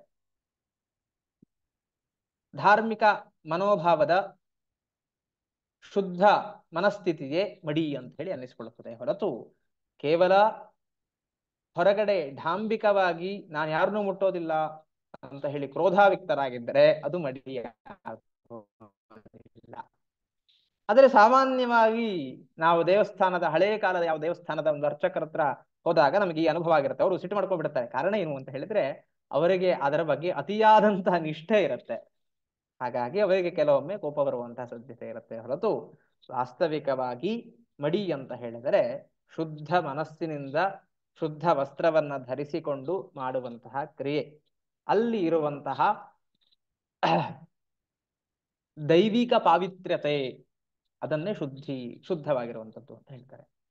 ನಾವು 5 ಸ್ಟಾರ್ ಹೋಟ್ಲಿಗೆ ಹೋಗ್ತೀವಪ್ಪ, ಅಲ್ಲಿಯೂ ಕೂಡ ಶುದ್ಧವಾಗಿರುತ್ತೆ. ಎಲ್ಲದೂ ಕೂಡ ಒಂದು ಚೂರು ಕಸ ಇಲ್ಲದೆ ಇರುವಂತಹ ಪ್ರದೇಶ ಆಗಿರುತ್ತೆ. ಆದ್ರೆ ಅದು ಪೂಜೆಗೆ ಅರ್ಹವಾಗಿಲ್ಲ. ಶುದ್ಧವಾಗಿದೆಯಲ್ಲಪ್ಪ, ಪೂಜೆಗೆ ಏನಕ್ಕೆ ಅರ್ಹವಾಗಿಲ್ಲ ಅಂತ ಹೇಳಿದ್ರೆ ಅಲ್ಲಿ ದೈವೀಕತೆಯಿಂದ ಕೂಡಿರುವಂತಹ ಪಾವಿತ್ರ್ಯತೆ ಇಲ್ಲ. ಎಲ್ಲಿ ದೈವೀಕತೆಯಿಂದ ಕೂಡಿರುವಂತಹ ಪಾವಿತ್ರ್ಯತೆ ಇರುತ್ತೋ ಅದನ್ನ ಮಡಿ ಅಂತ ನಮ್ಮ ಶಾಸ್ತ್ರ ಹೇಳ್ತಾರೆ.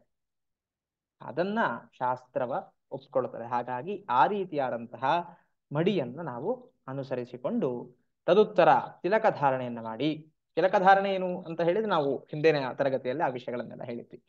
ಅದನ್ನ ಮಾಡಿಕೊಂಡು ನಮ್ಮ ಗುರು ಹಿರಿಯರನ್ನೆಲ್ಲ ಸ್ಮರಣೆ ಮಾಡಿಕೊಂಡು ಮುಂದಿನ ಮಂತ್ರವನ್ನ ಹೇಳ್ಬೇಕಾಗತ್ತೆ. ಒಮ್ಮೆ ನಾನು ಹೇಳುತ್ತೇನೆ, ಯಾರಾದ್ರೂ ಒಬ್ಬರು ಮಹೋದಯ ಯಾರಾದ್ರೂ ಒಬ್ಬರಿಗೆ ನೀವು ಅವಕಾಶವನ್ನ ನೀಡಿ.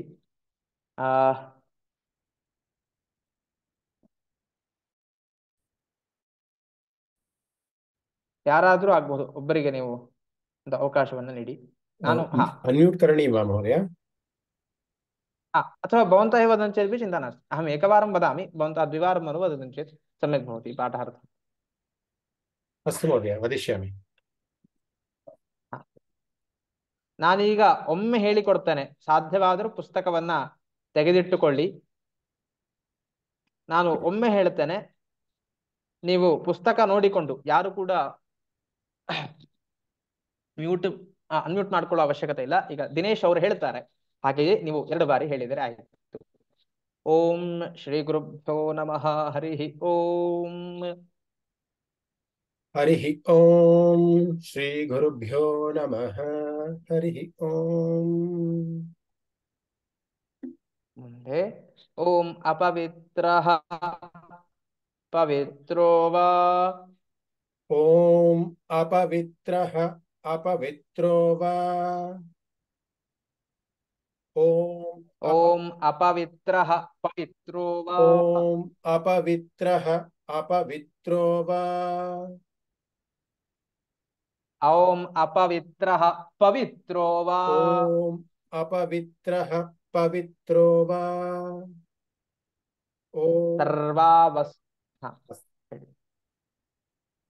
ಓಂ ಅಪವಿತ್ರಃ ಪವಿತ್ರೋ ವಾ. ಸರ್ವಾವಸ್ಥಾಂಗತೋಪಿ ವಾ. ಸರ್ವಾವಸ್ಥೋಂಗ ಸರ್ವಾವಸ್ಥಾಂ ಸರ್ವಾವಸ್ಥಾಂ ಅಲ್ಲಿ ವಸ್ಥ ಸಕಾರೋತ್ತರವಾಗಿರುವಂತಹ ತಕಾರದಲ್ಲಿ ಮಹಾಪ್ರಾಣವಿದೆ. ಎಲ್ಲರೂ ಕೂಡ ಅಲ್ಲಿ ಮಹಾಪ್ರಾಣವನ್ನ ಉಚ್ಚಾರಣೆ ಮಾಡೋಣ. ಸರ್ವಾವಸ್ಥಾಂ ಸರ್ವಾವಸ್ಥಾಂ ಸರ್ವಾವಸ್ಥಾಂ ಗತೋಪಿ ವಾ. ಕತೋಪಿ ವಾ. ಕತೋಪಿ ವಾ. ಯಃ ಸ್ಮರೇತ್ ಯಸ್ಮರೇತ್ ಯಸ್ಮರೇತ್ ಪುಂಡರೀಕಾಕ್ಷಂ ಪುಂಡರೀಕಾಕ್ಷಂ ಪುಂಡರೀಕಾಕ್ಷಂ ಸ ಬಾಹ್ಯಾಭ್ಯಂತರಃ ಶುಚಿಃ. ಸ ಬಾಹ್ಯ ಅಸ್ತು ಸ ಬಾಹ್ಯ ಸ ಬಾಹ್ಯ ಸ ಬಾಹ್ಯ ಆಭ್ಯಂತರಃ ಶುಚಿಃ. ಆಭ್ಯಂತರಃ ಶುಚಿಃ. ಆಭ್ಯಂತರಃ ಶುಚಿಃ. ಓಂ ಶ್ರೀ ಮಹಾಗಣಪತಯೇ ನಮಃ. ಓಂ ಶ್ರೀ ಮಹಾಗಣಪತಯೇ ನಮಃ. ಓಂ ಶ್ರೀ ಮಹಾಗಣಪತಯೇ ನಮಃ. ಓಂ ಶ್ರೀ ಸರಸ್ವತ್ಯೈ ನಮಃ. ಓಂ ಶ್ರೀ ಸರಸ್ವತ್ಯೈ ನಮಃ. ಓಂ ಶ್ರೀ ಸರಸ್ವತ್ಯೈ ನಮಃ. ಹರಿ ಓಂ. ಹರಿ ಓಂ. ಹರಿ ಓಂ. ಶ್ರೀಕೃಷ್ಣಾರ್ಪಣಮಸ್ತು. श्रीकृष्णार्पणमस्तु. तत्र ಇವತ್ತು श्रीधर शर्मा इति एकः महोदय हस्तौ उन्नीतवान्. सः अपि एकं क्षणं हा अस्तु एकक्षणं समापयामि तदुत्तरं प्रश्नस्य उत्तरं दास्यामः. ಇಷ್ಟೊತ್ತು ನಾವು ಒಂದು ಮಂತ್ರವನ್ನ ತದುತ್ತರ ಒಂದು ಶ್ಲೋಕವನ್ನು ನಾವು ಅಭ್ಯಾಸ ಮಾಡಿದ್ವಿ. ನಾಳೆಯ ದಿನದಿಂದ ಆರಂಭಿಕ ಕೆಲವೊಂದಿಷ್ಟು ಕ್ಷಣಗಳು ಮತ್ತು ಕೊನೆಯ ಒಂದಿಷ್ಟು ನಿಮಿಷಗಳು ಇದರ ಅರ್ಥ ಚಿಂತನೆಯನ್ನ, ಇದರ ಕೃತ್ಯವನ್ನ, ಅದರ ಪ್ರಯೋಜನವನ್ನ ಹಾಗೂ ಇತರ ಕೆಲವೊಂದಿಷ್ಟು ಸದಾಚಾರ ವಿಷಯಗಳನ್ನ ಕುರಿತಾಗಿ ಹೇಳುತ್ತಾ ಪಾಠವನ್ನ ಮುಂದುವರಿಸ್ತೇವೆ. ಇವತ್ತು ಯಾಕೆ ನಾನು ಶುರು ಮಾಡಿದ್ದು ಅಂತ ಹೇಳಿದರೆ, ಇವತ್ತು ಅತಿ ಪುಣ್ಯತಮವಾಗಿರುವಂತಹ ದಿನವಾಗಿದೆ. ಮಾಘ ಮಾಸದ ಕೃಷ್ಣ ಪಕ್ಷದ ಪಂಚಮಿ ದಿನ ಗುರುವಾರ ಬಂದಿದೆ. ಇದು ವಿದ್ಯಾರಂಭಕ್ಕೆ ಅತಿ ಶುಭ ಕಾಲ ಅಂತ ಹೇಳಿ ಜ್ಯೋತಿಷ್ಕರು ಇದನ್ನ ಹೇಳ್ತಾ ಇರ್ತಾರೆ. ಹಾಗಾಗಿ ಇಂತಹ ಶುಭ ದಿನದಂದು ನಾವಿವತ್ತು ಶುಭಾರಂಭವನ್ನು ಮಾಡುವಂತಹ ಉದ್ದೇಶದಿಂದ ಈ ಪಾಠವನ್ನ ಆರಂಭ ಮಾಡಿರ್ತೇವೆ. ನಾಳೆಯೂ ಈ ಪಾಠದ ಜೊತೆಗೆ ಹಲವಾರು ಉಪಯುಕ್ತ ವಿಚಾರಗಳನ್ನ ತಿಳಿಕೊಳ್ಳುವಂತಹ ಪ್ರಯತ್ನವನ್ನು ನಾವೆಲ್ಲರೂ ಕೂಡ ಮಾಡೋಣ.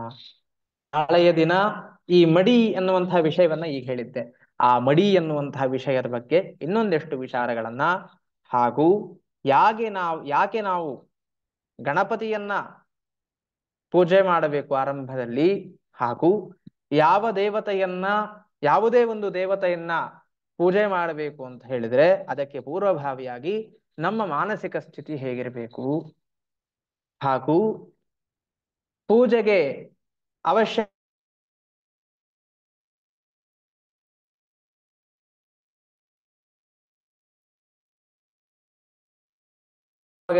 ಈ ಇಷ್ಟು ವಸ್ತುಗಳು ಅಂತ ಎಲ್ಲ ವಿಷಯವನ್ನ ವಿಸ್ತೃತವಾಗಿ ನಾಳೆ ದಿನ ನಾವೆಲ್ಲರೂ ಕೂಡ ಕಲ್ಕೊಳ್ಳೋಣ. ಸರ್ವರಿಗೂ ಕೂಡ ಶುಭವಾಗಲಿ. ಧನ್ಯವಾದಗಳು.